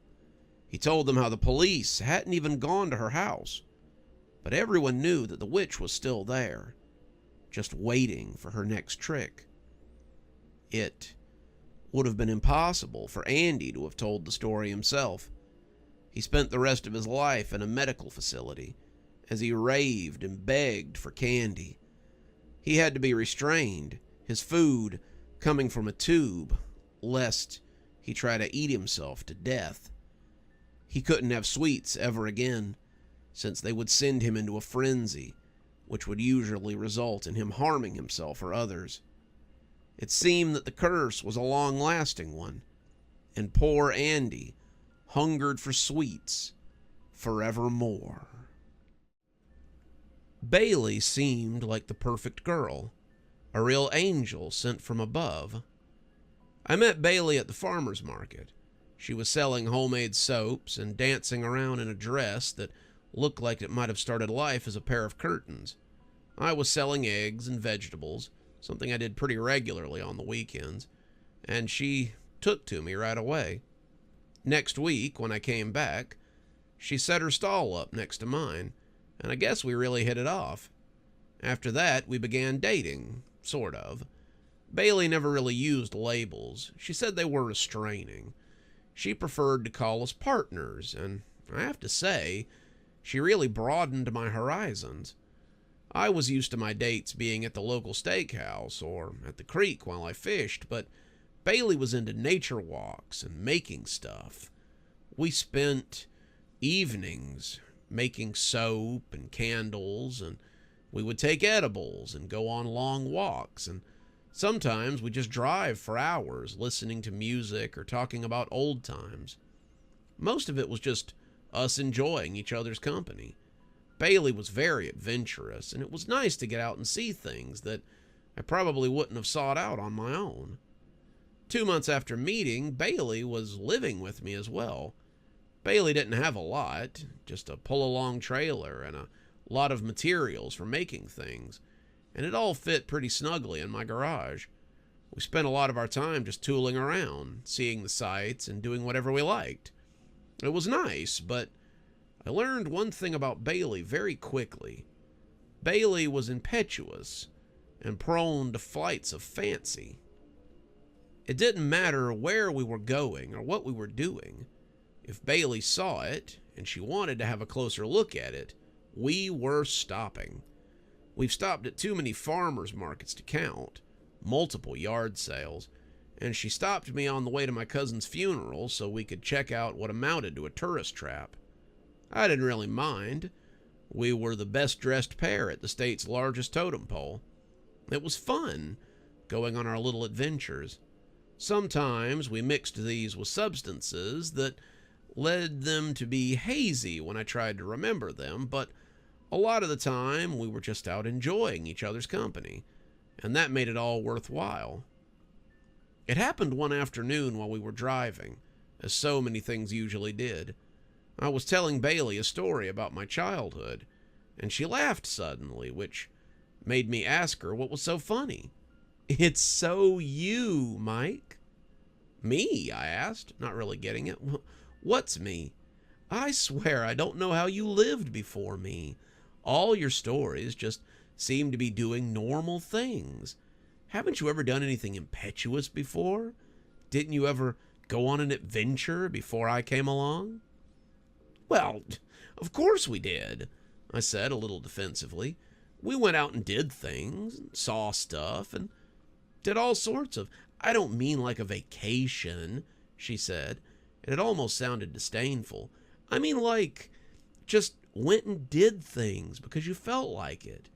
Like just stopped to eat at a roadside diner because the exterior looked cool, or went to a state park you were passing just because you wanted to see what it looked like inside." I thought about it and shook my head for a moment. No, I guess we never did. My parents were kind of generic, I suppose, and we just never really did stuff like that. "Well, how about it? Are you ready for a real adventure?" I laughed. "Haven't we gone on enough adventures yet? We seem to go on adventures all the time." She smirked, and as usual, it was equal parts amusement and disdain. "I mean like a real adventure. I'm not talking about a safe adventure like a farmer's market or a garage sale. I'm talking about somewhere you're not sure if you'll come back from at the end of the day.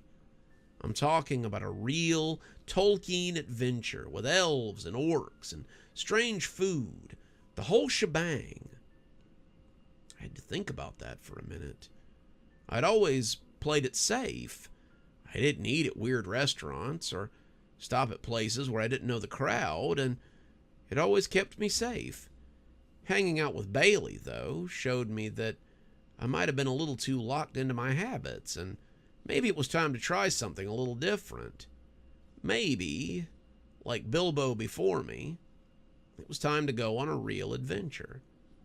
And just where are we supposed to find this adventure? Bailey gave me this odd look, like a cat contemplating how best to get a rat. And when she pointed at a side road off to the left, I realized she'd been planning this all along. Take that road for about a mile, and then I'll let you know where we go from there. "Where are we?" But she held up a hand and silenced me. "No questions. We're on an adventure, remember?" It was about lunchtime when we started out, the two of us planning to go down to Dolly's for hamburgers and fries, but it was nearly 5 o'clock when she said we were getting close. We'd stopped for gas about an hour before I saw it, and Bailey still wouldn't answer any questions about the destination. I didn't know what we were getting close to, but when I saw the handmade sign for a roadside carnival, I figured that was our destination. It was August. The roadside carnivals were at a premium right now, it seemed. Most of them put ads in the circular, though, and didn't just leave signs on a half-abandoned roadway in the hopes that people would find them. I started to protest, but she reminded me we were on an adventure, and adventures were rarely scheduled. We pulled up outside this little cow pasture, maybe 30 acres in all, and it was amazing what they had managed to do with so little space. It was like the carnivals I remembered from when I was a kid. It was one of those haphazard roadside attractions that you sometimes see thrown up out of nowhere. There were little tents with curiosities in them, a small corral for some malnourished animals, and a few rides with that barely hanging on sort of look about them. The whole place looked like it had just appeared out of some health department officer's fever dream. And as I killed the engine, the look on my face must have been far from enthusiasm. "What?" Bailey asked. If If you just wanted to go to a carnival, there's half a dozen of them around here we could have gone to. We needn't have gone so far from home." "Those are safe carnivals," she said with a wink. "These carnivals aren't like the ones you'll find off Main Street. These carnivals are the kind you find in internet posts and Reddit stories. These carnivals can get a little out of your comfort zone, but they're always tons of fun. You're coming, right? Or are you going to be an old fuddy-duddy?" I didn't want her to think of me as some old fossil, so I told her I would go, and off we went. Probably should have been a little bit suspicious, but there didn't seem to be any reason to. Bailey had never really struck me as the dangerous type, and I didn't think that she would get into any trouble that we couldn't get back out of. The carnival was exactly as run down as I had feared it would be. The rides made noise like they were just barely working. The animals looked like they might have mange, and the curiosities seemed more like badly done taxidermy. It all seemed very held together by shoe leather and happy thoughts. The carnival workers were just as disreputable looking as the fair, and they were more orcs than elves, it seemed. All of them were missing teeth, and more than a few of them seemed to be missing fingers. They all leered like they couldn't wait to get a look at our cash, and I found myself clutching Bailey a little tighter than I strictly needed to. I was not opposed to having a little fun, but this was a lot outside of my comfort zone.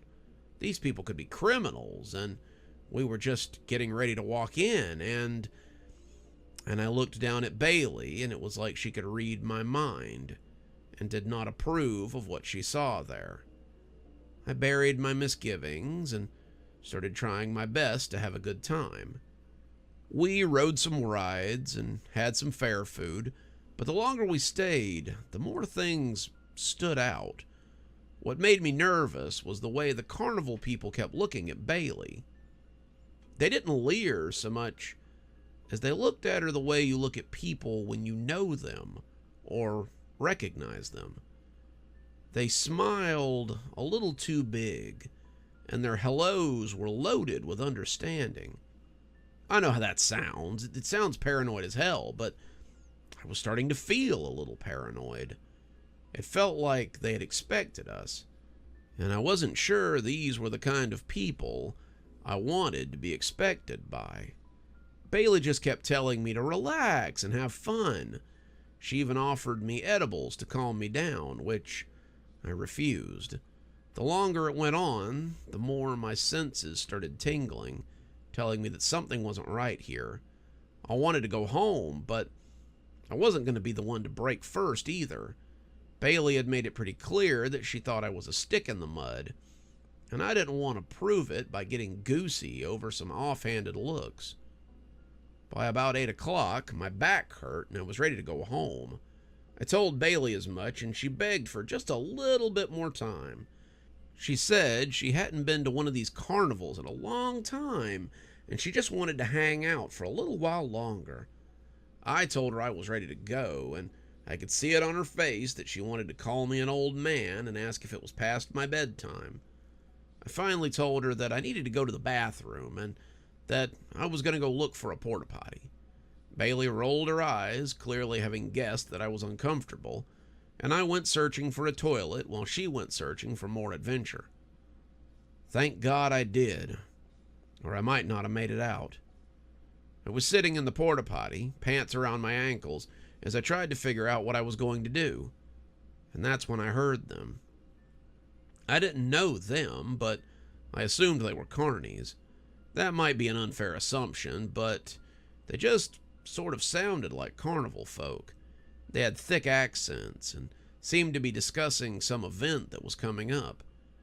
I didn't have a lot else to listen to, so I craned my neck and tried to hear what they were discussing. "How much longer until we spring it?" one of them asked. "You know as well as I do how this works," the other one said. "They have a good time, they ride the rides, they eat the fair food, then we spring it on them. By then, they're too tired and full to do anything. That's how we always get them. That's how we've always got 'em, and if it ain't broke, we ain't likely to fix it. He don't look like he's gonna put up any fight no ways. He's big enough, but he look plain as milk. I doubt he even struggles before we... But they moved off then, and I lost the rest of the conversation. My blood ran cold. Sounded like these guys were getting ready to rob us. Or worse. Who knew what they had planned, and I realized that I had left Bailey unattended. They might have hurt her while I was gone, and that thought had me hiking up my pants and heading back into the carnival. It wasn't until then that I realized how few people there were at this thing, and how most of them looked like the same carnival folks that I had just heard discussing our fate. If there were any other passers-by here, then I didn't see them. That didn't bode well, and I was more intent than ever on leaving. I started looking for Bailey amongst the crowd, but I couldn't seem to find her.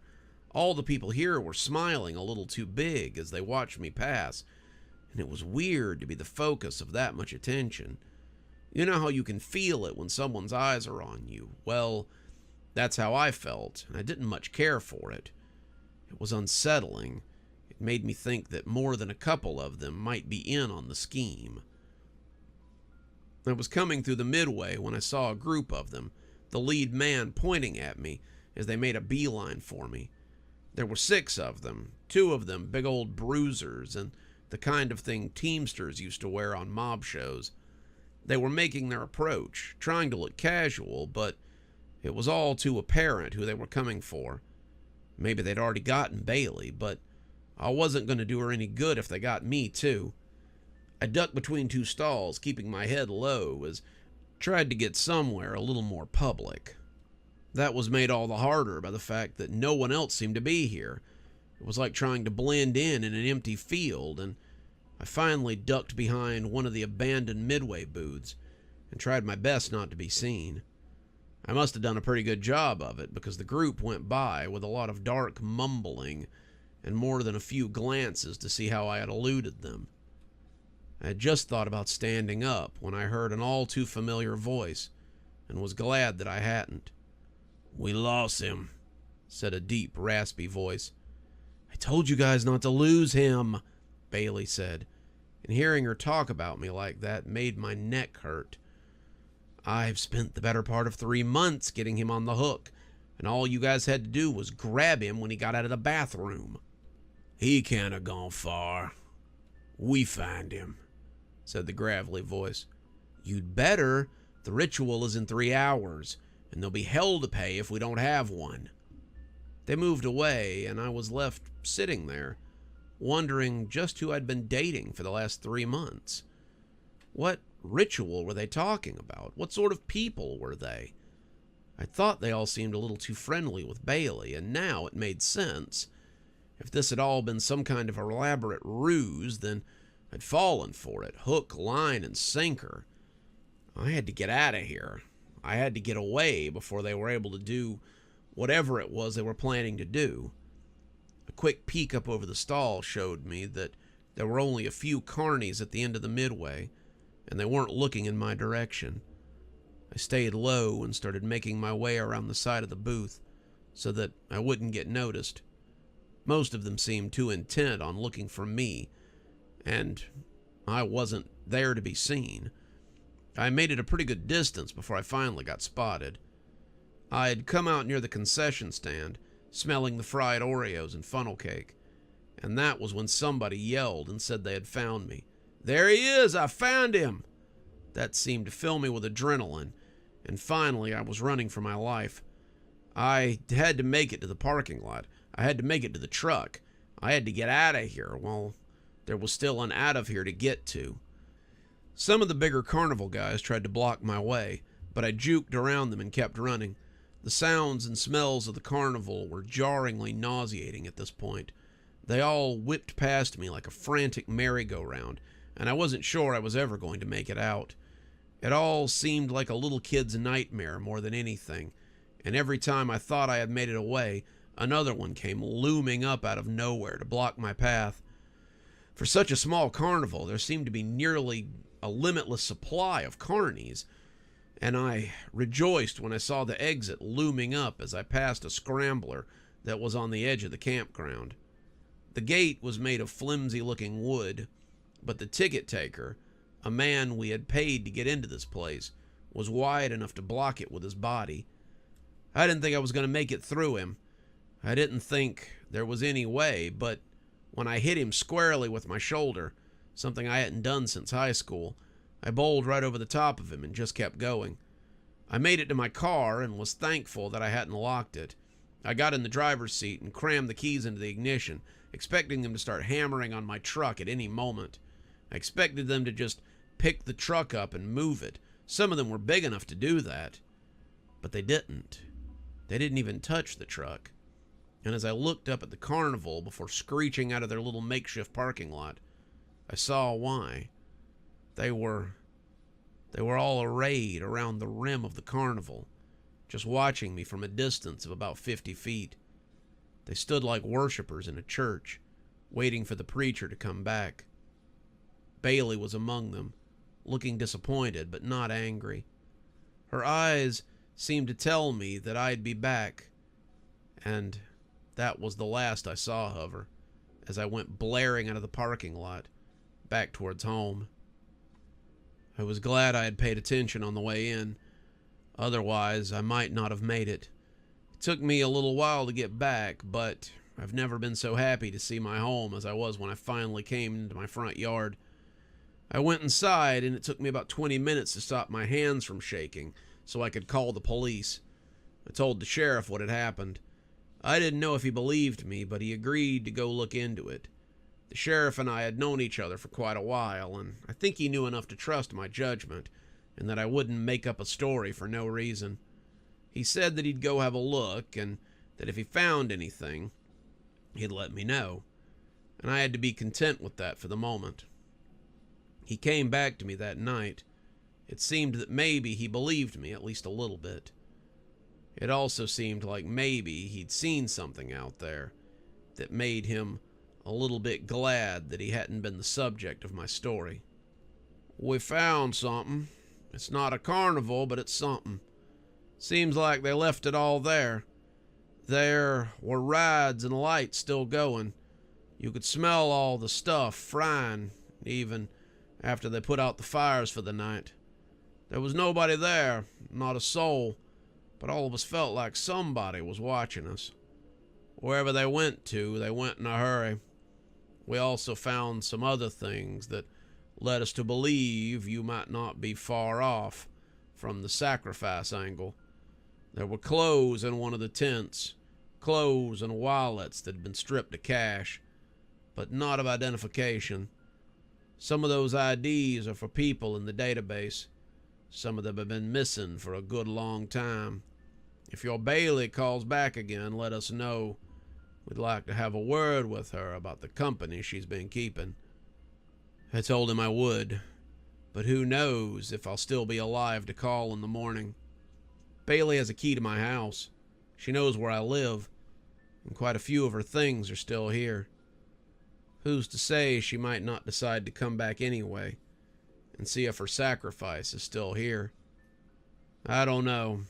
Maybe it was all just an act or a goof, but if you find yourself being courted by a strange woman who tries to lead you into adventure, be very wary. I don't know what or who they were trying to sacrifice me to, but it sounds like they might need another one very soon. I just moved into 306 Wessel Way about 6 months ago, and as I pulled the moving truck into the driveway, I caught sight of 309 Wessel Way, next door. This was May, the first week of May, in fact, but the house looked set for a Halloween bash. Plastic bats hung in swarms, though I would later be told that they were called a cauldron of bats, from a spooky-looking dead tree that was very plastic. There was a matching one not far from it, and I saw a whole hangman gallery of skeletons swinging from the branches. Tombstones dotted the yard, looking like they might be concrete instead of styrofoam, and there was a smoking cauldron near them with an animatronic witch who was stirring the contents and cackling happily. There was a jack-o'-lantern. There were jack-o'-lanterns everywhere, no mean feat out of season, and I suspected they were plastic or maybe ceramic. There were cobwebs everywhere, a candy bowl sitting on a column, and a sign that said "Trick-or-Treaters Welcome" on the door. The realtor hadn't mentioned any of this when I bought the house, but I suppose I hadn't asked.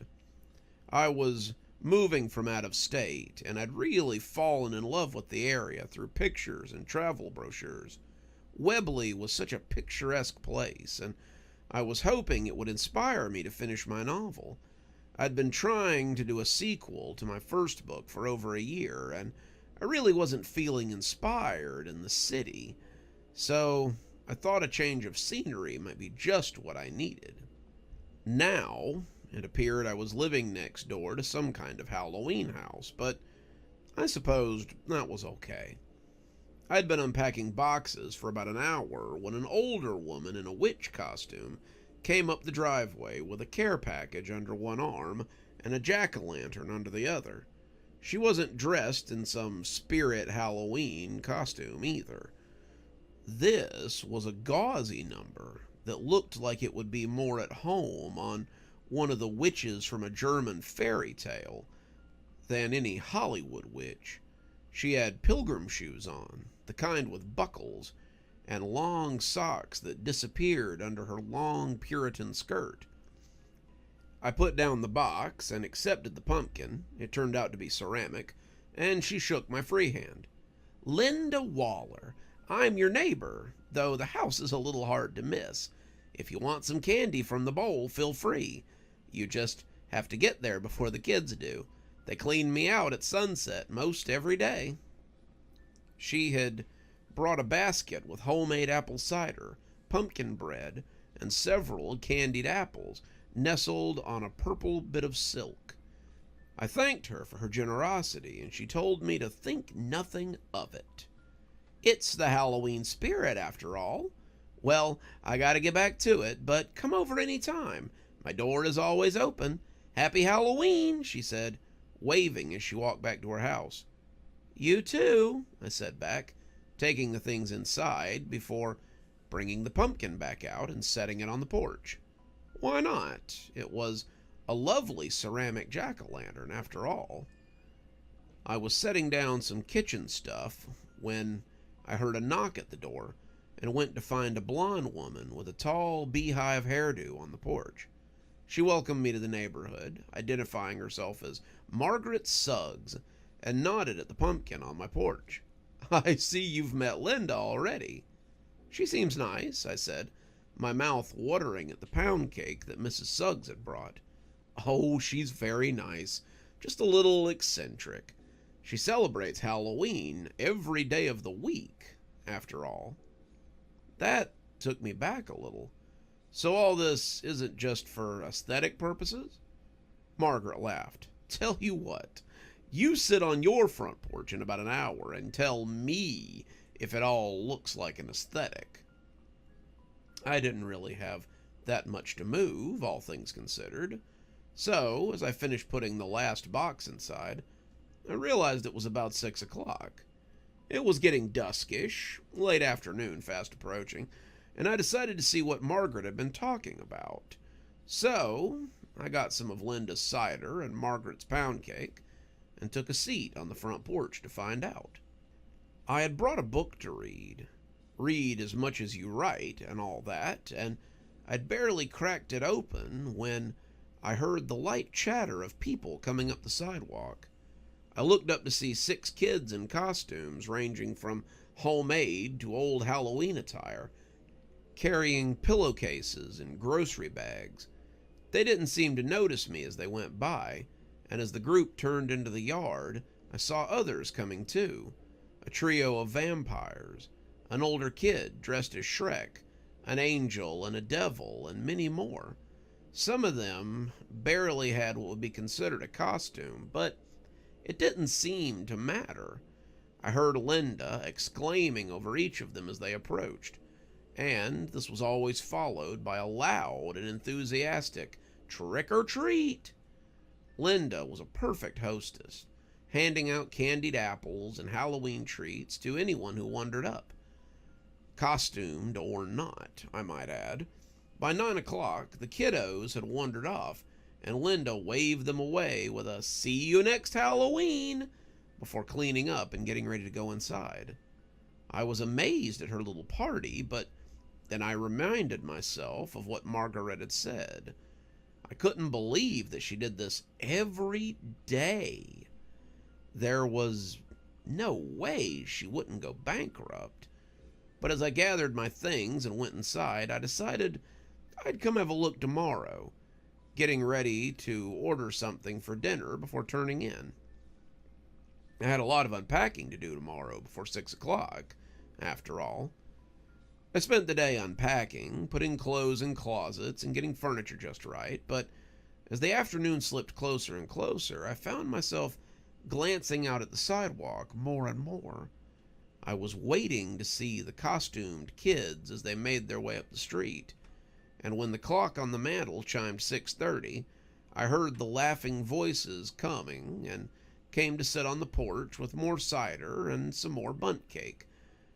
This one I had made myself, just for the occasion. Sure enough, I saw much the same display as I had the day before.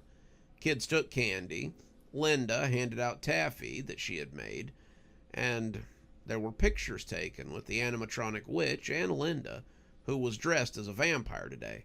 And then, as the sun set and the streetlights came on, they all left again, Linda wishing them a happy Halloween. As she cleaned up the mess, I decided to walk over and take her up on her offer of candy. "You weren't kidding when you said you celebrate Halloween every day, I guess," I said, making Linda jump a little. "You came," she said, the words coming out a little slurry with the fake fangs. "I'm out of candy, but I still have a little taffy left if you want to try some." So, we sat on Linda's porch and drank cider and ate taffy as the night began to unfurl its majesty. "How long have you been doing this?" I asked, pretty interested in the whole operation that was going on right next door. "I guess it's been about 3 years now," she said, taking a sip of cider. "Everyone in town knows me as the Halloween lady." "It's got to be expensive," I said, looking at the decorations. "How do you manage?" "Oh, my father was one of the town councilmen, and he owned quite a bit of land, which I inherited. I sold it to the Walmart when they came to town and made a pretty tidy sum, so I can pretty much live out whatever holiday I choose for the next couple of decades, if I live that long." The way she said it made me kind of curious, but I decided not to pry. She was a bit eccentric, but she seemed to be generous with her eccentricity, so what harm was there in it? Let her live as she wanted.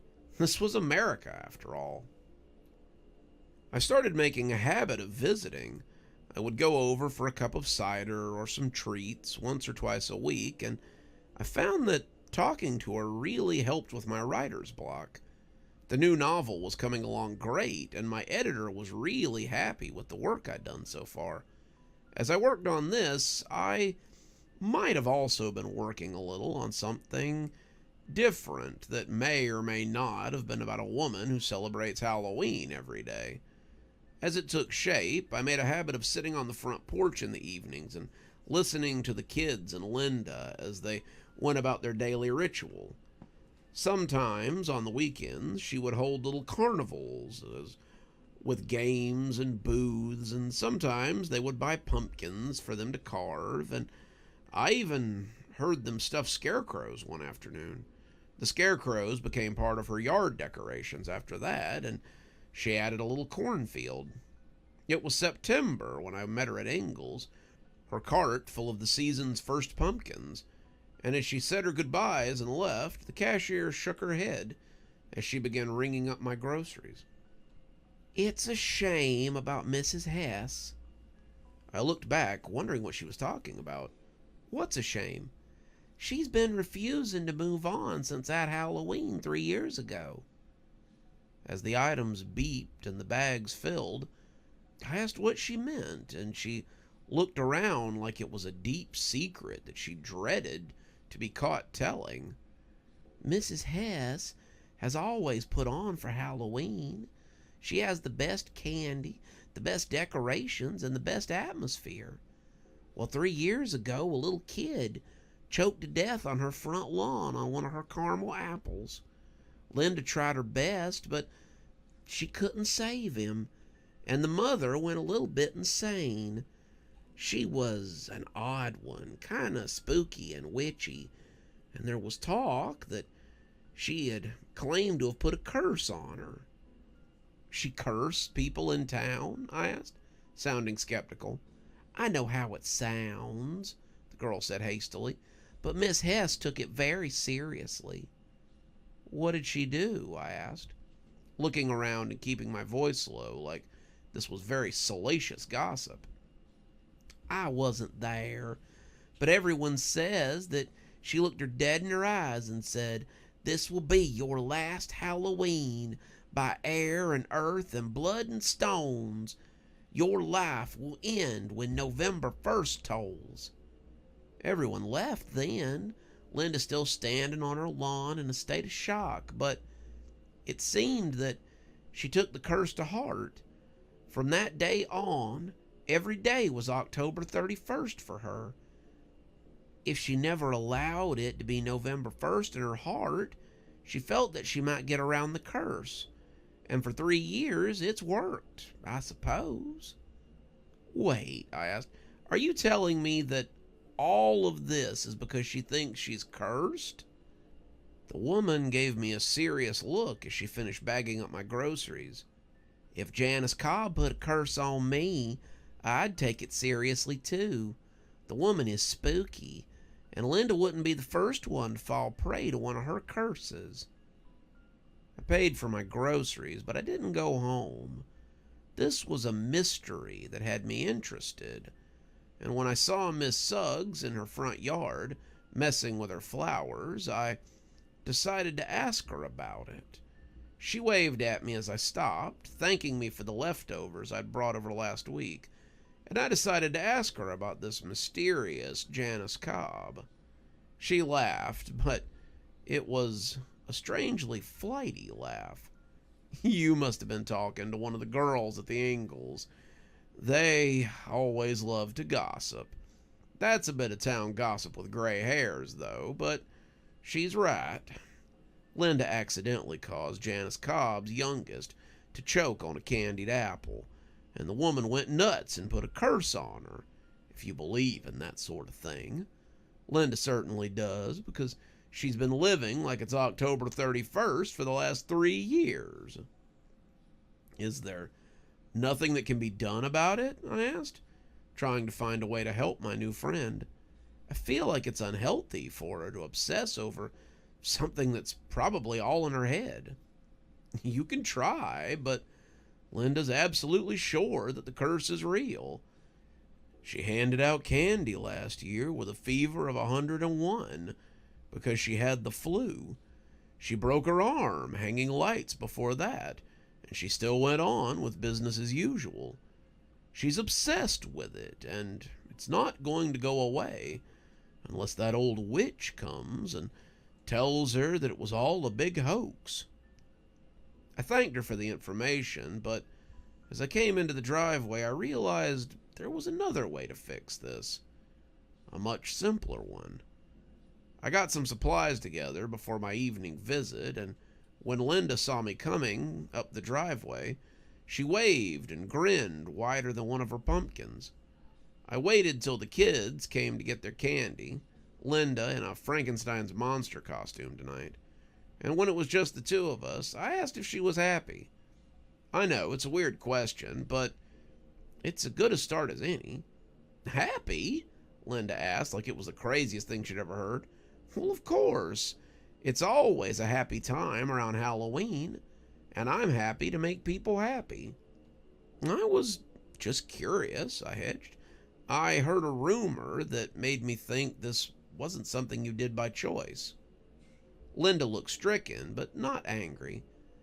People have been talking behind my back again, I see. Not to be mean, I assured her. It sounds like they were worried about you. Linda stuck her lower lip out, her mug steaming in her hand. Well, they don't have to worry about me. I'm fine. I like celebrating Halloween every day. Halloween's my favorite day of the year, and It was strange to watch the smile slip right off her face, but it was like I could hear the sound of polished glass as it did. Who am I kidding? I'm exhausted. I love making kids happy and celebrating Halloween every day, but it's definitely a struggle to maintain. I wish sometimes there was another way. I tried to explain to her that there was another way. She could simply stop, but she shook her head as if I just didn't understand. I know it's hard to understand, but that woman is a real witch. The people she curses don't come out okay, and if this is the only way I can trick her curse into not ruining me, then it's what I'll have to do. I don't want to have to live like this anymore, but at least this way I'm still living. We talked about it a little more, but most of what it came down to was that she couldn't risk the curse getting her. It seemed my only option was to speak with the witch in question. Miss Cobb lived in a trailer park that sat in a sea of tall grass. The yard was scattered with children's toys, old bottles, and the stumps of whatever trees had once been there. She lived in a trailer park, except the nearest trailer to hers was about 500 feet away. No one seemed to want to place their trailer anywhere near her home, and as I approached the front porch, I heard a gravelly voice ask me what my business was. Miss Cobb was sitting so still in her rocker that I had thought she was a backpack or a coat that had been left behind. I don't want to be disparaging, but I can understand why everyone believed she was a witch. Her hair was long and brittle, her skin waxy and pockmarked. Her fingernails were exceptionally long and dirty. She was sitting on the porch in something that might have once been a dress, but after so many washings and wearings, it was a sack with armholes. I came to talk to you about a friend of mine and about what you're doing to her. The woman smiled, and it was even more harrowing than her appearance. You're here to talk about Linda Waller, aren't you? I nodded. I know the two of you have difficulties from before I moved to the neighborhood. I know you feel she wronged you, but I think she's suffered more than enough. She's trapped in a constant cycle of Halloween, and I think it's time you let her go. Miss Cobb yelled for someone named Randy to bring her a beer, and a kid of about 9 came stumbling out with a freshly opened can of Pabst Blue Ribbon. Miss Cobb thanked him and seemed to contemplate as she took a sip of the beer. It must have been good because her mouth pulled up at the corners as she drank. Either the beer was good or the memory of the woman that she had cursed was bringing her some sort of joy.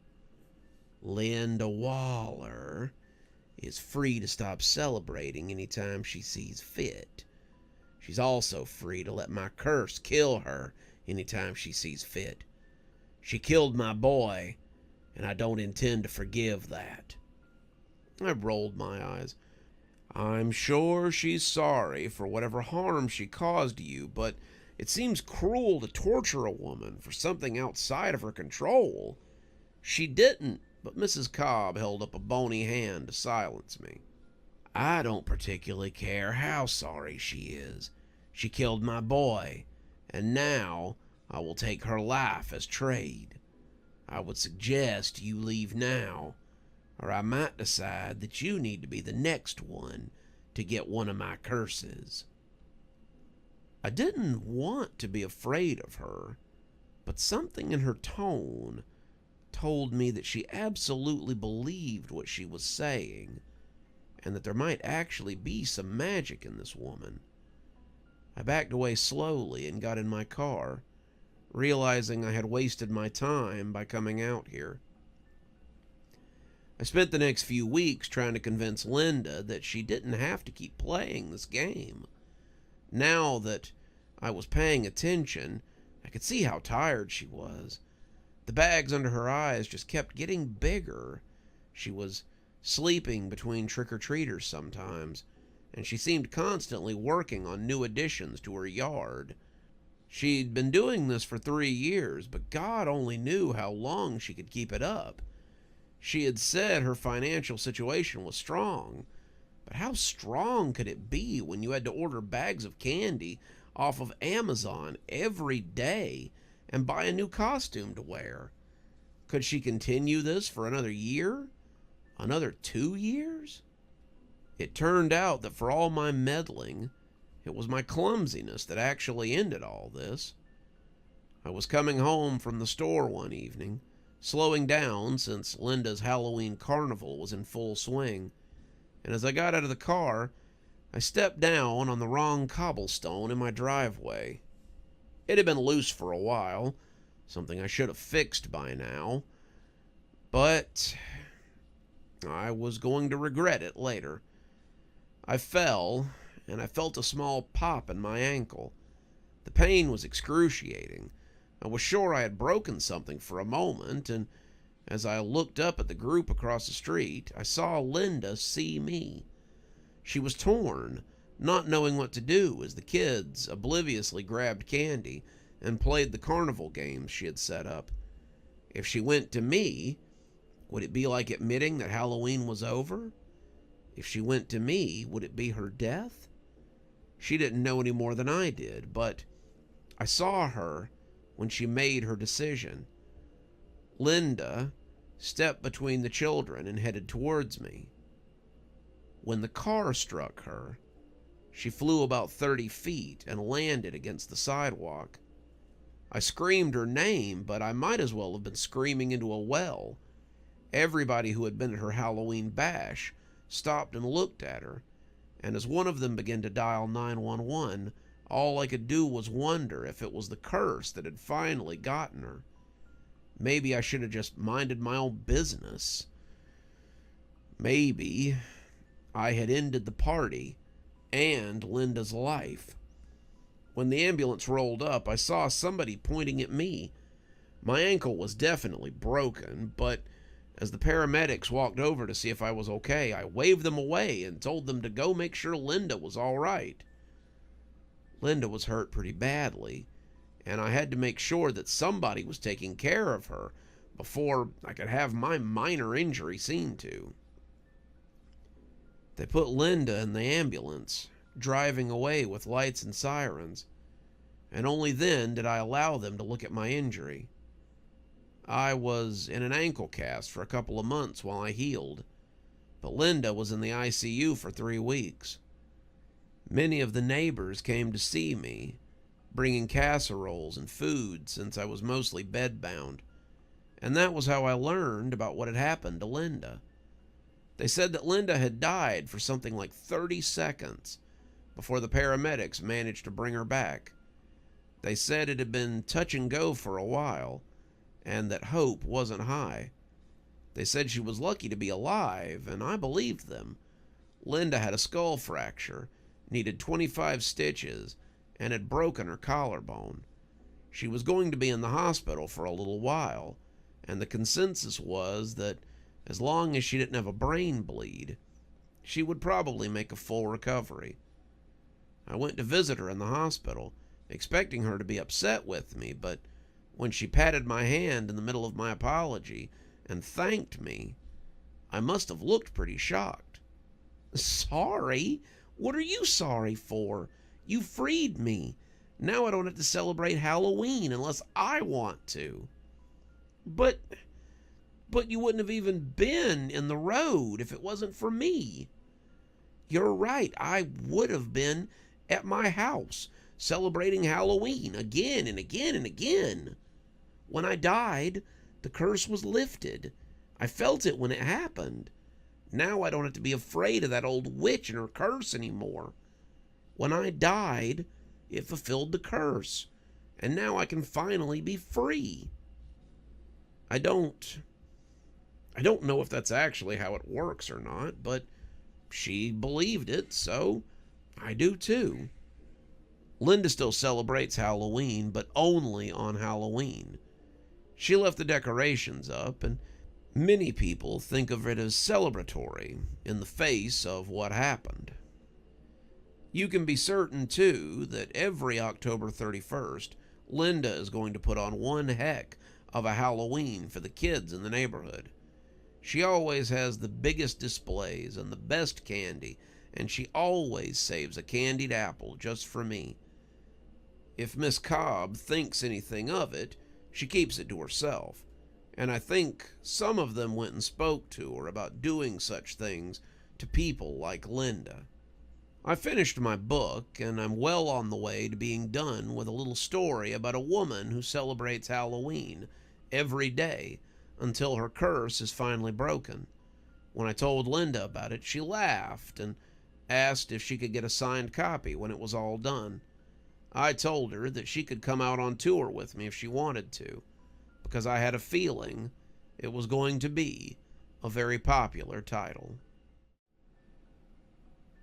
I've dreaded Halloween ever since I was old enough to understand the connection. An odd statement for a child to make, but it has nothing to do with the costumes or the candy or all the pageantry. I always dressed up and went out with my friends. I always had a good time. I always got sacks of candy and had fond memories of the experience. But it was what was waiting for me at home that made me afraid. Not my parents. They were both lovely people, but after the tucking in and the stories and the kisses goodnight, they would turn off the lights, and then they would leave. Every year, after the age of 8 or so, I would try to stay up as long as I could. Every year, I would always make it to about midnight or 11 o'clock before I would pass out completely. Every year, as if they'd just been waiting for the opportunity, the dreams would start. I would wake up on the couch in a home that did not belong to me. I'd never even seen this place. It wasn't a house that we had passed sometimes, or a place where a friend lived. It was a one-story ranch-style home with a kitchen and a bathroom off from the kitchen, with a door that I knew led to a bedroom, though I don't know how I knew. The place was basically a studio apartment, but those details were less important. The important part was that I knew I only had a few minutes before the banging started. It would start subtly, banging on the doors, banging on the windows, but the banging itself was less important than who was banging. It always went the same way. I'd turn my head, and there they were. No matter what, it always started the same way. It was always a group of faceless creatures that came from nowhere and began banging on my door. The banging was ceaseless. They'd smack their hands against the house, and it always sounded like someone hitting the wall with a slab of meat. They were relentless. Their banging was never ending. I don't know what they wanted, and frankly, it's unimportant. The problem is that they won't stop trying to get in, and the longer I'm in the dream, the more of them appear. It only starts as a few of them, 2 or 3, but before long, it's a small army, hitting the doors and hitting the walls and banging on the windows to be let in. Their faces are terrifying. They have no features, only the absence of them. They have little indentions where their eyes and mouths should be. They slam against the doors and windows like they have to be let in, and they hit it with their heads as well. That's the only reason I can tell you that they have noses. Oftentimes, their noses bleed as they hit the surface they're banging on. When I was a kid, it would terrify me. Don't get me wrong, it's still unnerving as an adult, but usually I can drink myself into oblivion on Halloween night so that they don't bother me too badly. When I was a kid, I was forced to sit there and listen as they hammered ceaselessly on the house I was in, and I would usually wake up with tears on my pillow from crying. The windows would crack, the walls would groan, but they've never gotten in, at least not while I was asleep. Whether or not this place keeps working after I wake up, I've never seen any of them get in so that they could do whatever it was they intended to do to me. Despite not having faces, the indentions where their features should be seem to move in a way that makes me think they can see me. Something else, too. Even though they don't have mouths, they make sounds. They moan and growl as they try to get in. And I'm pretty sure they speak, too. I can't prove it. I've never actually made out what they're saying. But it almost sounds like my name. They bang and holler and shout my name, and I just sit there and shake until it's all finally over. I'm 35 years old, and this has gone on since as early as I can remember. I've spent every Halloween huddled in that house as these faceless horrors try to get in. I've tried everything I can think of to get them to stop. I've tried fighting back. I've tried doing nothing. I've tried lucid dreaming, but nothing seems to work. One year I tried opening the door and inviting them in, but the weird part is there's no doorknob on the door. There's no latches on the windows. It's just them and I, and a house that neither of us can get in or out of. It's the oddest thing I've ever seen, and I don't know what to make of it. It's probably how this all got started, because I started looking into it so that I could finally put some of this to rest. I started looking online, just sounding people out to see if anyone else had experienced this. Turned out I was far from the only one. There's a small support group online for those who have these dreams. There's only about 100 of us, at least. Those are the ones that have come out and talked about it. We talk a lot about it, exchanging notes and trying to find some way to get through this. None of them have ever had one of those creatures get in either. They always wake up before it becomes an issue. Some of them have tried to get out of the house. Some of them have tried to speak with the entities, but nothing seems to work. It really just seems like they have a front row seat for whatever this is. We've talked about strategies on how to help with the dreams, but most of them are like me, and they get drunk on Halloween so they don't have to deal with it. That was working just fine until about 2 years ago. We were meeting for our usual November 1st testimonial when 2 of our regulars didn't show. You would have said that something like that was pretty common. People lose interest and people sometimes forget, but that's never been how this is with us. We've always tried to have each other's back, and the idea that Jerry and Gabby wouldn't show up for the after-Halloween meeting was unheard of. Gabby was as close to a founding member as we had, and Jerry had been helping organize the yearly meeting for the last 3 years.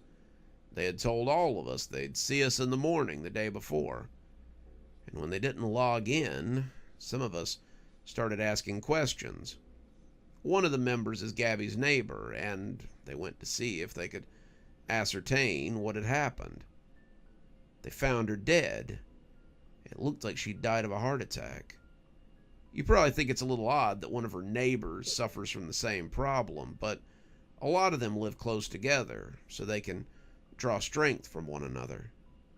There's a whole little community around more than a few of them, and there were about 8 or 9 people who lived around Gabby. Jerry's roommate was not affiliated with the dreams, but he got on the message board anyway to let us know that he had found Jerry in a similar state. He said the strangest thing was that Jerry had looked terrified when he found him, and it looked like he'd tried to claw his own throat out before he died. We talked about this, believing that it couldn't be a coincidence, and we decided it might be best to figure out if there was anything we could do about it. It wasn't like there was some kind of research or an organization that we could reach out to figure it out. We were the closest anyone had to support for something like this. Some of our members got scared, thinking this might be something that would happen to those of us who suffered from the dreams. But I think most people thought it was a coincidence. We continued to run the group. I had even stepped up a little bit to take Jerry's spot, and life went on. Then, last year, the dreams changed slightly.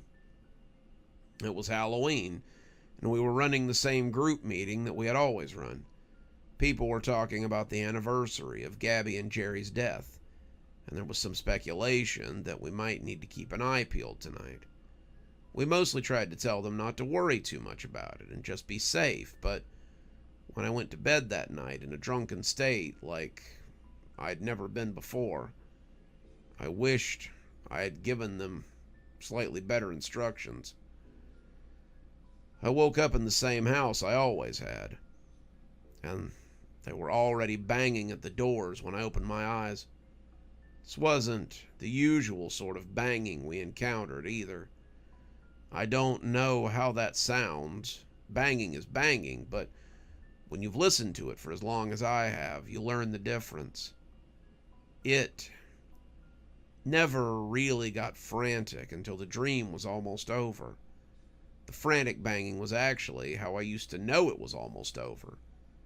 Tonight they were trying to break the door down, and as it rattled in its hinges, I began to worry that they might succeed. I started looking around the house for anything that I might be able to use as a weapon, but I didn't have to look long to realize there was nothing. I knew this house better than I knew my old house, and I knew from experience that there was nothing there. There were no weapons, no fire pokers, no knives in the kitchen. There was nothing that you could use, and I'd heard from everybody else that they never found any either. The longer I looked, the more anxious I became. They were everywhere. They were really swarming, and it usually took them a few hours to get to this point.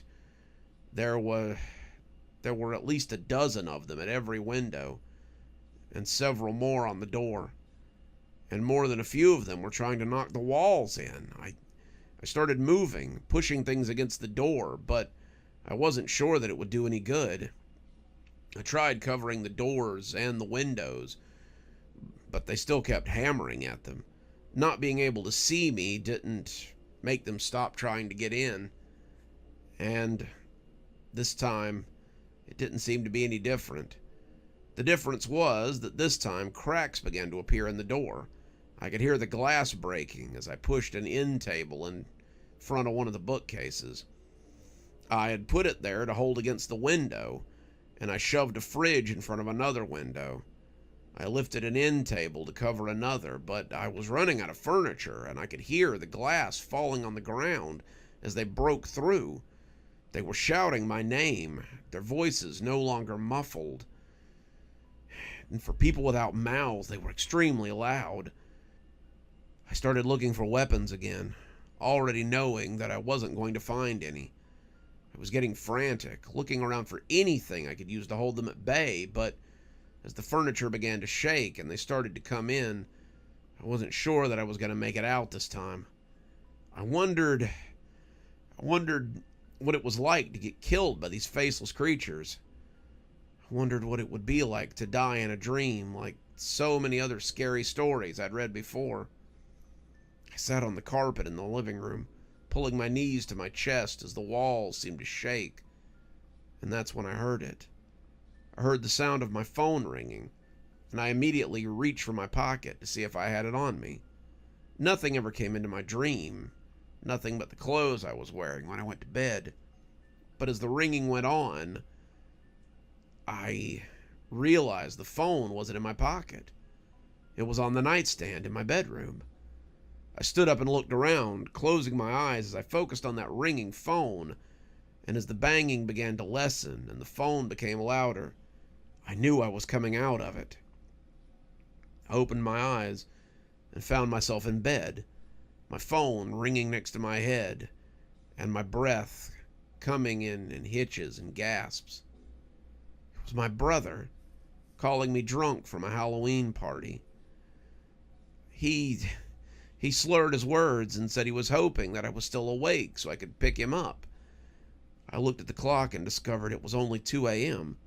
He had woken me up mid-dream, and despite the inconvenience, he'd probably saved my life. I told him I'd be glad to pick him up, and got out of bed as I pulled on my pants and prepared to go back out into the night. I'm sitting in my bedroom now as the sun comes up, not sure what to do about any of this. Whatever's been happening before now was different, and surviving the dreams is no longer a sure thing. I don't know what I'll do next year, but we have a whole year to prepare and figure out a strategy for staying alive next Halloween. Maybe we'll set alarms. Maybe we'll stay awake all night, or maybe we'll find some way to fight back. I went to bed after the sun came up and was not plagued by dreams of faceless people. So it only seems to happen from sunset to sunrise on Halloween. 5 of us in the group never signed on again after last night. We ascertained that most of them had died, but there's a few of them we couldn't be sure of. Of the 2 we can't find, I hope they're alive, and they have better information than I do. Maybe there's something we can do with that information somehow. The rest of us will just try our best to survive next year. You won't do it.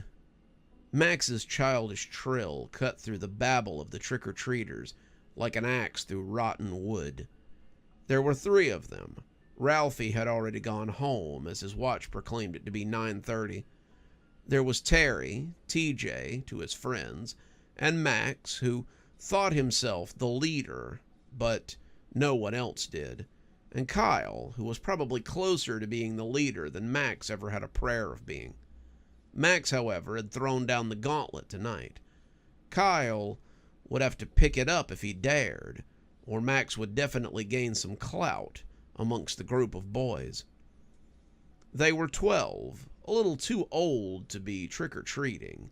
At least that's the opinion of the women handing out candy to the kids in superhero costumes and princess dresses. And after a spotty showing of fun-sized candy bars, they had decided to have a different sort of Halloween entertainment. They had dared each other to go into the cemetery, none of them quite brave enough to take them up on it. Even Max had floundered when the suggestion was put out that he go sit on the grave of Harrison Marston, the man they had hung for killing those children over 100 years ago. Then they had gone to the abandoned laundromat, where the local legend said that a taxidermy shop had once sat. The taxidermy shop was supposed to taxidermize not just animals, but also people, if the price was right. It was also thought that the spirits of those people haunted the laundromat after dark, and that was why it had closed down. That was when Ralphie had proclaimed that his mother had wanted him home about 20 minutes ago, and that he better be going. Down a man, Max had decided that they should go to the Sugarman house, the house where Harrison Marston had supposedly committed his crimes back in the early days of the town. And here they were, standing outside the rotten picket fence that surrounded Sugarman House, all of them a little too afraid to actually go up and knock on the door. That was the dare. Every Halloween, someone got dared to walk up to the door of the Sugarman house and knock, using the big iron knocker that sat on it. It was said that the door would open sometimes, and you might get a look at Harrison Marston before you were yanked in by the front of your shirt and never seen again. No one had ever actually seen this happen. It was a story that was passed around, but children will believe most anything, which is probably why they're so fearful. All of the other houses in the area had big, beautiful fences, picket fences or wooden slat fences that had been painted white and gleamed in the streetlights. The Sugarman house had a rotten-looking fence that hung in sections all around the corner of the lot. It was town property, kept up by the roadway people and the town elders, and nobody seemed to actually want to keep the place. There was a lot of hemming and hawing about it around budget time, but the house had been slowly slipping into disrepair for the better part of a decade. The last owner had disappeared under mysterious circumstances, and the real estate market surrounding it had dwindled to little more than passing interest from the curious or the spiritual. These were all things that the boys had heard from their parents, not actually things they knew for a fact. Everything they knew about the Sugarman house came from town gossip or the legends told by children in dark broom closets or in empty bathroom stalls. In a lot of ways, local legends are kept alive by the town's children, because the scary ones are always the ones you remember. "You won't do it either," Kyle shot back. "I bet you won't even walk up the sidewalk," Max said as he put his hands on his hips. "Oh yeah? I bet you won't even make it to the steps." "Is that so? Well, I bet you're too chicken to go knock on the door."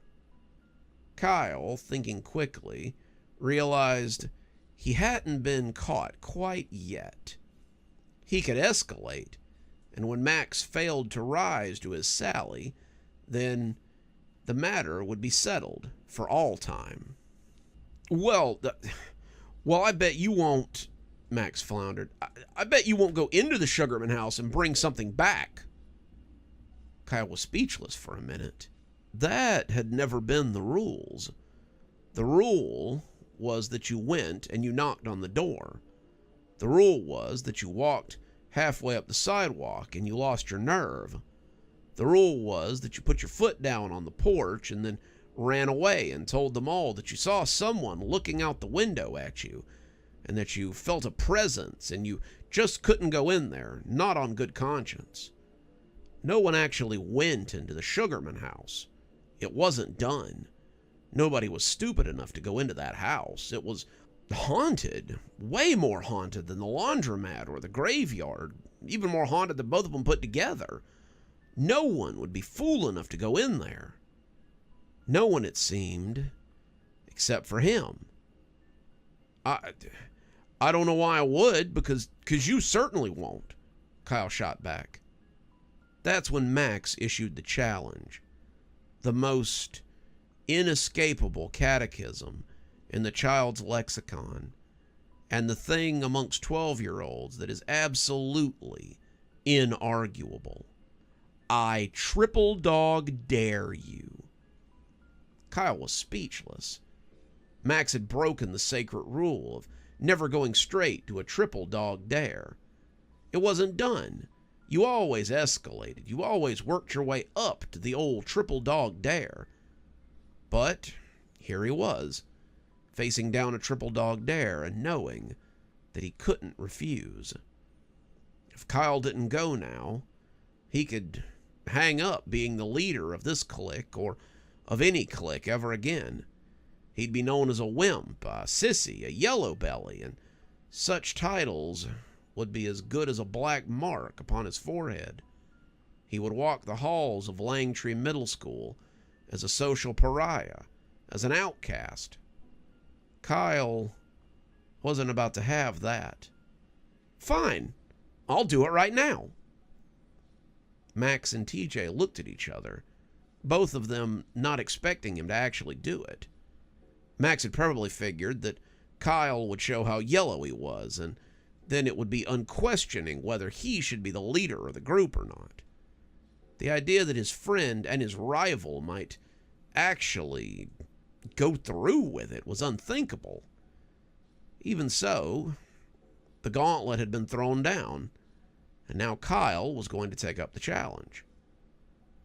Our moms will notice if we're not home before 10 o'clock. That gives you about 25 minutes to go in there and get something and come back. If you're not back in 25 minutes, we're going home without you, and nobody will believe that anything you turn up with actually came from the Sugarman house. Kyle nodded and headed up the sidewalk. Kyle did not want to go into the Sugarman house. He hadn't even really wanted to go knock on the door. And as the two-story monstrosity loomed over him like the closed eyes of a sleeping giant, he began to reflect on how stupid he had been to agree. Stones shifted under his feet. The roots that had pushed up through them, having long ago made them unstable. And Kyle tried to make his eyes look anywhere and everywhere at once, as he took in the spooky old crypt he must now venture into. The porch steps creaked under his foot as he ascended them. There were no Halloween decorations on the house, but it hardly needed them. This old place could have given the Haunted Mansion a run for its money. No Disneyland Imagineer ever thought of this place, and if he did, then he probably had nightmares for a week. Kyle went up to the door, raising his hand to knock before remembering that was no longer the bet. His hand shook a little as he reached for the knob. And then the door opened, and he was as shocked as everyone else. The house was dark and musty, the interior cloaked in shadows that hung around the humped and cobwebbed furniture like lovers. The entryway held a mirror, an end table, and a coat rack with an umbrella caddy beneath it. Kyle walked shyly into the old house, his nostrils full of the damp and the rot that he had never thought about before smelling it. He had never smelled it quite this badly before, and he looked around the entryway for something to grab, an old umbrella or some bit of something left behind. But there was nothing. He supposed he could grab the umbrella stand, but it was firmly bolted to the ground. He went a little further in, deciding perhaps a little bit further wouldn't do him any harm. He found his way into the living room, though there was no TV in this one to pass the time. There was a huge rotten chair sitting next to a love seat that would have made an adequate home for rats. Inside the fireplace, he could hear the soft scratching of some disturbed animal, and when a few bats came out and made their loud and chittering way from the house, Kyle hit his knees and tried his best to stay small.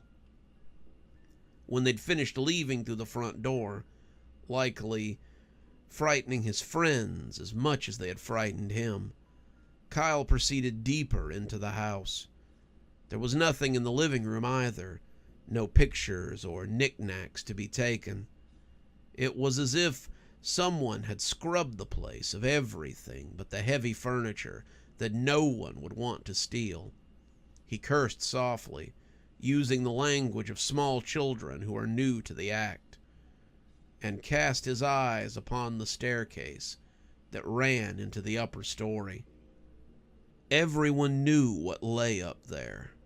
Sugarman House had very few secrets, and the fate of Mr. Marston was well known. The police had discovered what he was up to, had decided to go have a look before they took him in, but they never got the opportunity. The sheriff had come to the house, being careful not to spook the man, but he found no one there to receive him. They knocked and knocked, telling Mr. Marston that he might as well come out because he wasn't doing himself any favors by hiding. It was all just as quiet as it had always been, and after some time they began to get nervous. The man had to be home. His car was in the driveway after all, but he was nowhere to be seen, and no one could bring him out either. So eventually they broke down the door and went in to find him. What they found was his body hanging from the top floor chandelier, swinging in time with the rhythmic sway of his bedroom furnishings. They had cut him down, but people still said they could see that swinging body from the windows sometimes when they looked. Kyle felt himself being pulled inexorably towards the upper floor, towards the back room where he knew what he would find. Somehow, he knew that that was where he would get his trinket. They had taken everything from the house, except from that room. If you were going to find anything in that house, it would be in the master bedroom. He passed by the closed doors that rose up beside him in the gloom, like ghosts trying in vain to get his attention. How was he seeing any of this? He didn't have a light, and it should have been pitch black in here. The walls of the Sugarman house seemed to glow with a phosphorescence that was otherworldly and not altogether healthy. Kyle barely noticed. He only knew that he could see, and that was good. Seeing in this case was better than floundering around in the dark.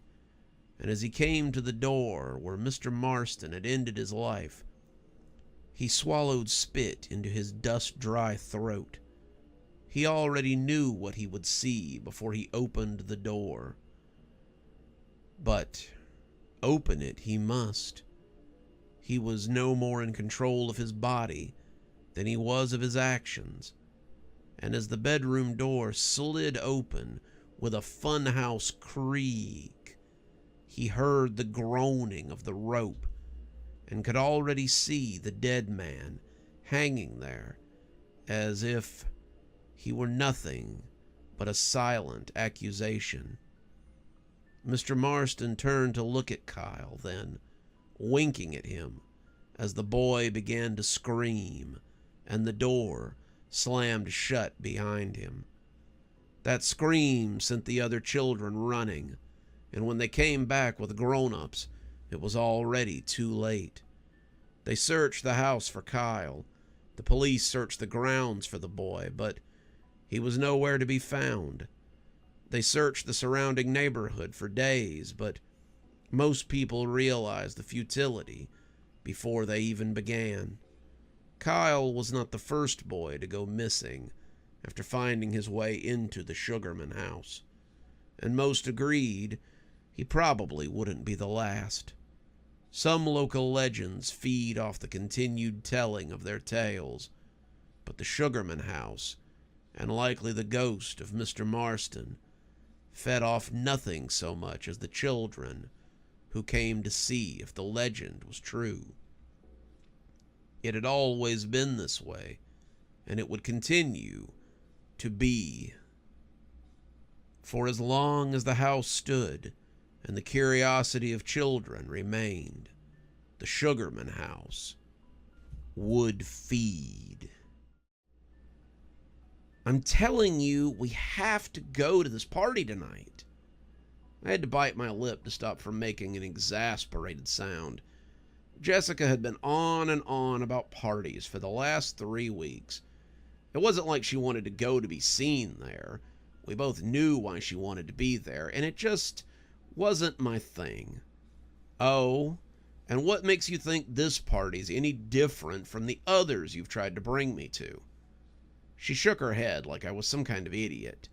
It's Marcus's Halloween party. Everyone's going to be there.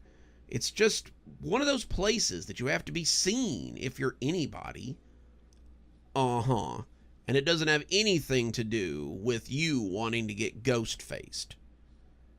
Getting ghost-faced was a new trend that had been making the rounds on TikTok and YouTube lately. It was this party drug that had cropped up a few months ago, and it seemed like everyone was doing it. I didn't believe a word of it, but it was supposed to let you see ghosts and communicate with spirits. More than likely, you just got super messed up and you thought you were seeing things that weren't there. Whatever the case, it seemed like everyone and their brother was using it right now, and Jessica wanted to get in on the trend. She didn't want to go alone, though, so she kept trying to talk me into going with her, something I did not want to do. What? No! I just want to take my bestie to a cool party. Is that a crime or something? I ignored her as I kept working, not wanting to get dragged into this kind of thing again. Well, you'll have to go by yourself then. I'm not winding up on another compilation reel with a title like White Girl Getting Stoned and Throwing Up. She looked at me, looking like she was going to pout for a moment.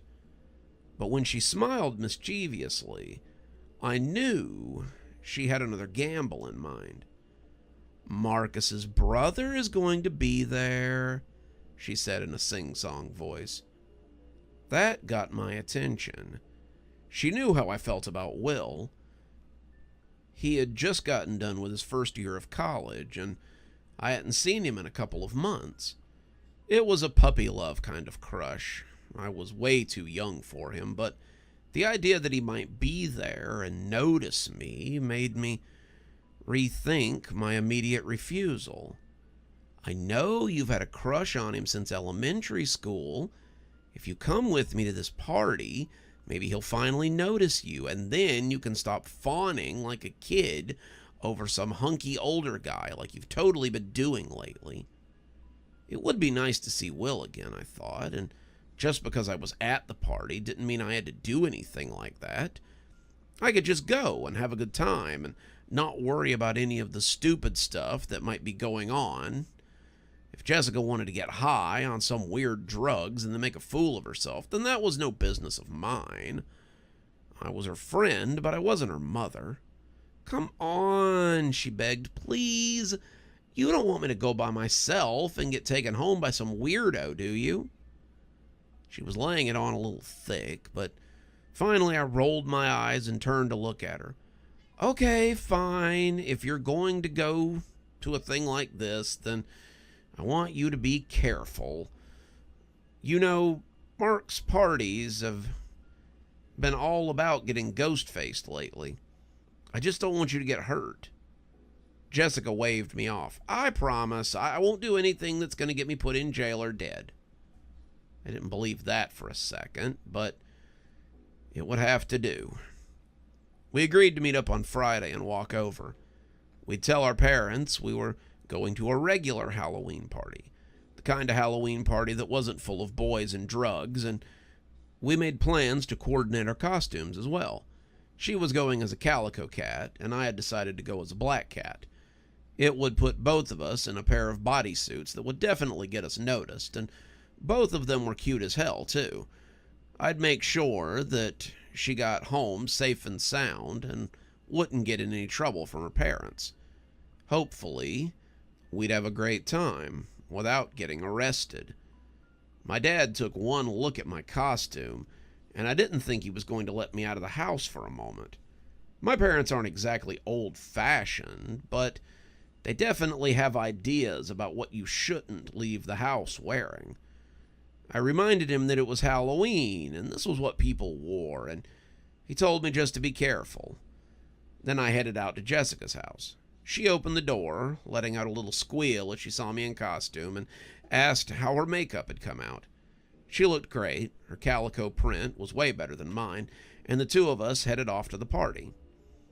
I had expected we were going to Marcus's house, but Jessica led us downtown towards a bunch of old warehouses instead. I asked her where we were going, and she said that Marcus's dad, the real estate agent, had managed to get him one of his sale properties to use for the party, so long as it didn't get too wild. It was in an old theater that was on the verge of being torn down, and I remembered seeing it a few times when we happened to be in the area. The ambience would be great for a Halloween party, and she even said that if we decided to get ghost-faced, there would probably be a lot of spirits around for us to commune with. Our parents would have probably flipped if they'd known where we were going, but as long as nobody squealed, we'd be fine. The place was packed. Most of our class had come, and there were people there that I'd never actually talked to. The inside of the building was just as spooky as the outside had been. There were some decorations put up, stuff you could find at a party store, but most of it was just old, rusty gutters and disused machinery and other things that added ambience to a place like that. If there was a place where there would be spirits, I could believe it would be here. There was the usual refreshment table full of any kind of alcohol you could want, at least any kind of alcohol you could hook from your parents' liquor cabinet. People hooking up on the couch and chairs they had brought in or waiting for the bathroom upstairs. Food that had probably already been picked over by people that had been there for hours, and a little group hovering around the door to the back room, which I assumed was where they were getting ghost-faced. Jessica waved at a group of girls who called us over, and we did a little sociable drinking before we were noticed by the host. Marcus called out to Jessica, and she looked up and smiled as she waved him over. I tried not to roll my eyes, but he was so obvious.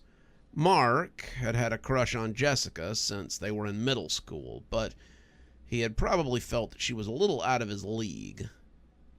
Marcus was no dog, but Jessica was a cheerleader, and Mark was the student body president.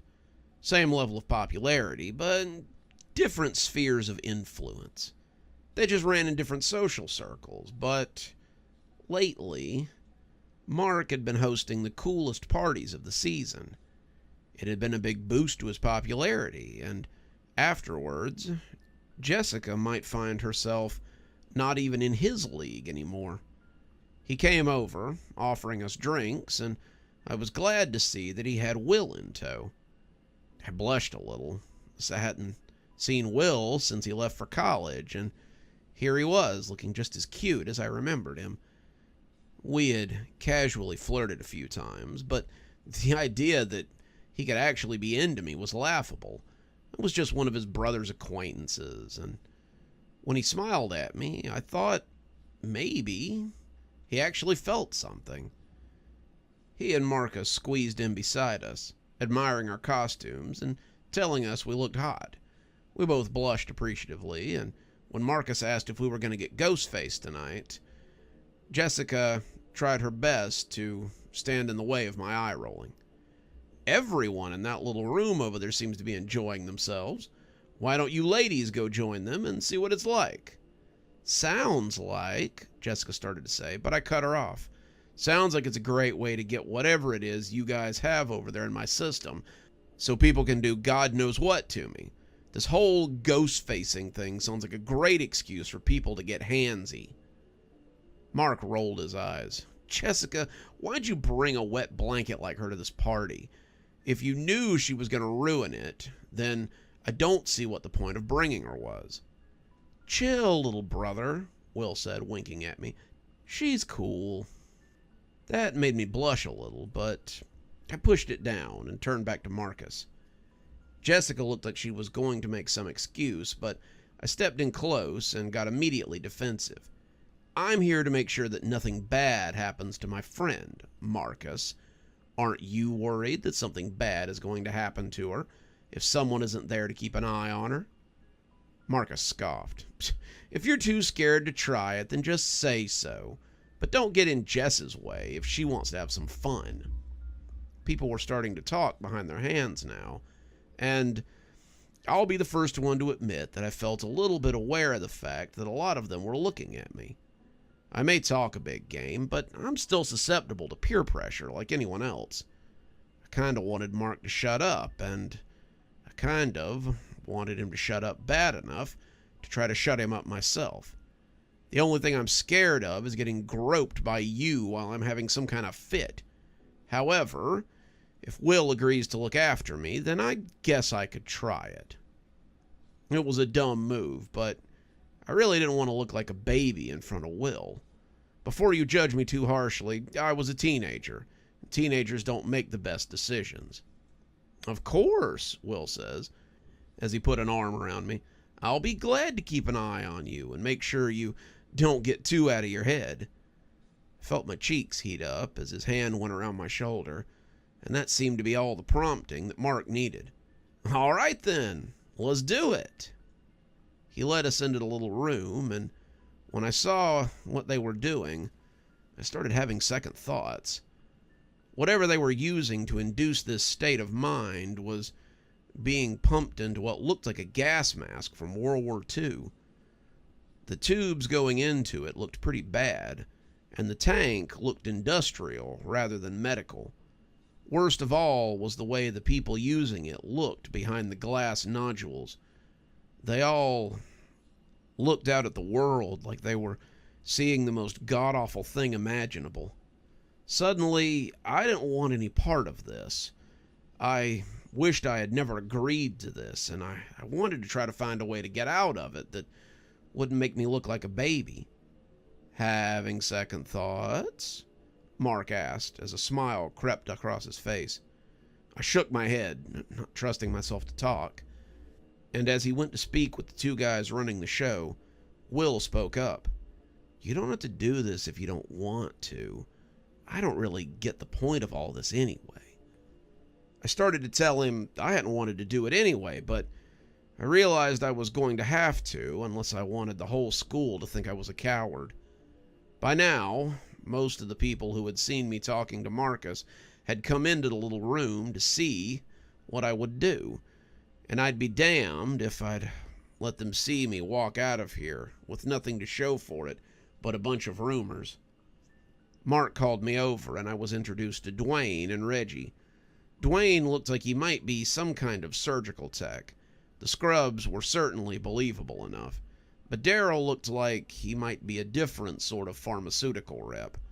Both of them looked like they might not be on the best terms with hygiene, and I didn't want to stand too close to Darren, as his dreads looked a little bit crawly.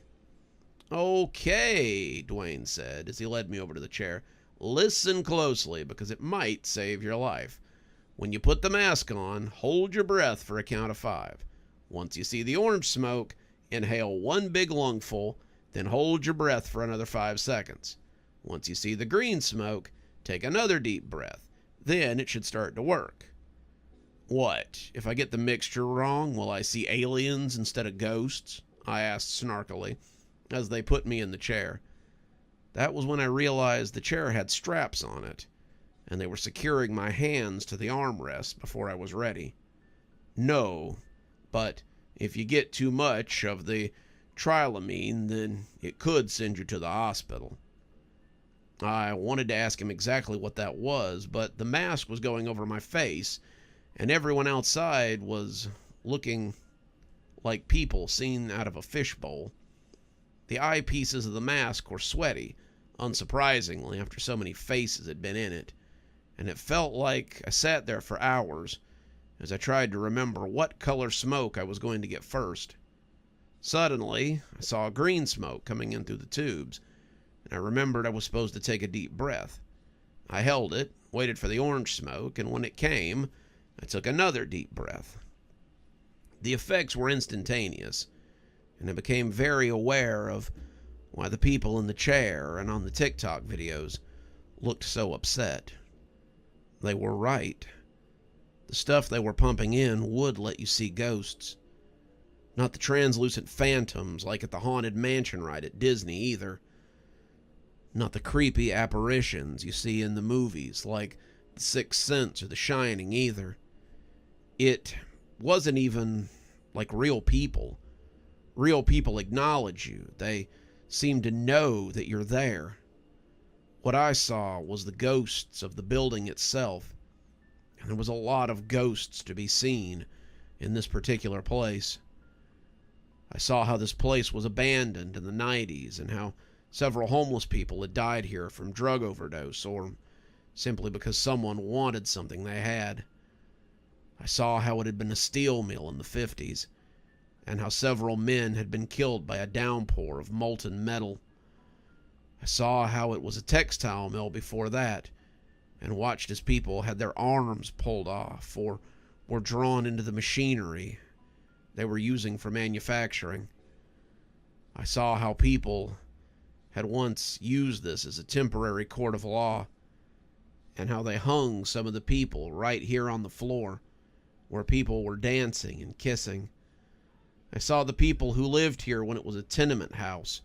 I saw the people who lived here when it was just farmhouses, and they all ran together like ants before my very eyes. They moved erratically, each of their lives happening on top of each other. But that wasn't the worst part. If they had continued to ignore me, I probably could have handled it somehow. Instead, I let out a high-pitched scream, and they all turned to look at me suddenly. The steel mill workers with their half-melted faces, the homeless people with puke drying on their shirts, the men hanging from the gallows, the women with dead babies, the children who had been mangled in the textile mill. They all turned and looked at me. I'd never felt more seen in my entire life. They started moving towards me, slowly, shuffling and moaning like zombies in a George Romero movie. I tried to run, but they'd strapped me in. I was stuck at the mercy of these spirits, and I screamed again as I closed my eyes and waited for them to fall on me like raindrops. When I opened my eyes again, the mask had been removed, and I was sitting with my head in Will's lap. He was yelling for somebody to get me some water, and he looked down at me as if to assure me that everything was okay, and I was going to be all right. You would have said that was the best possible outcome after that horrible thing, but all I could see were all those ghosts that were still somewhere around me. I could see the bloated faces and the toothless mouths and the stretched necks and the blood, and I couldn't stay there another minute. I got up and ran. I ran despite Will yelling for me, and despite Jessica asking what was wrong, and despite Marcus laughing that I was a big baby. I ran and ran and ran, and I didn't stop running until I was on my front porch and felt momentarily safe. Then I thought about it and realized there could be ghosts around me right now, and I'd never know. I'm sitting in a car park right now, writing this whole thing while I try to figure out what to do. The car park's brand new. They just built it a month ago, and I haven't heard anything worse than someone not paying for their parking stall so far here. I don't know how I can live with the knowledge that there are spirits existing all around me all the time. I don't know what I'm going to do. But before you jump to conclusions, I'm not going to hurt myself. Joining their ghostly choir is not something that I want to experience. I don't want to be the ghost looking back at the next person the next time they get ghost-faced.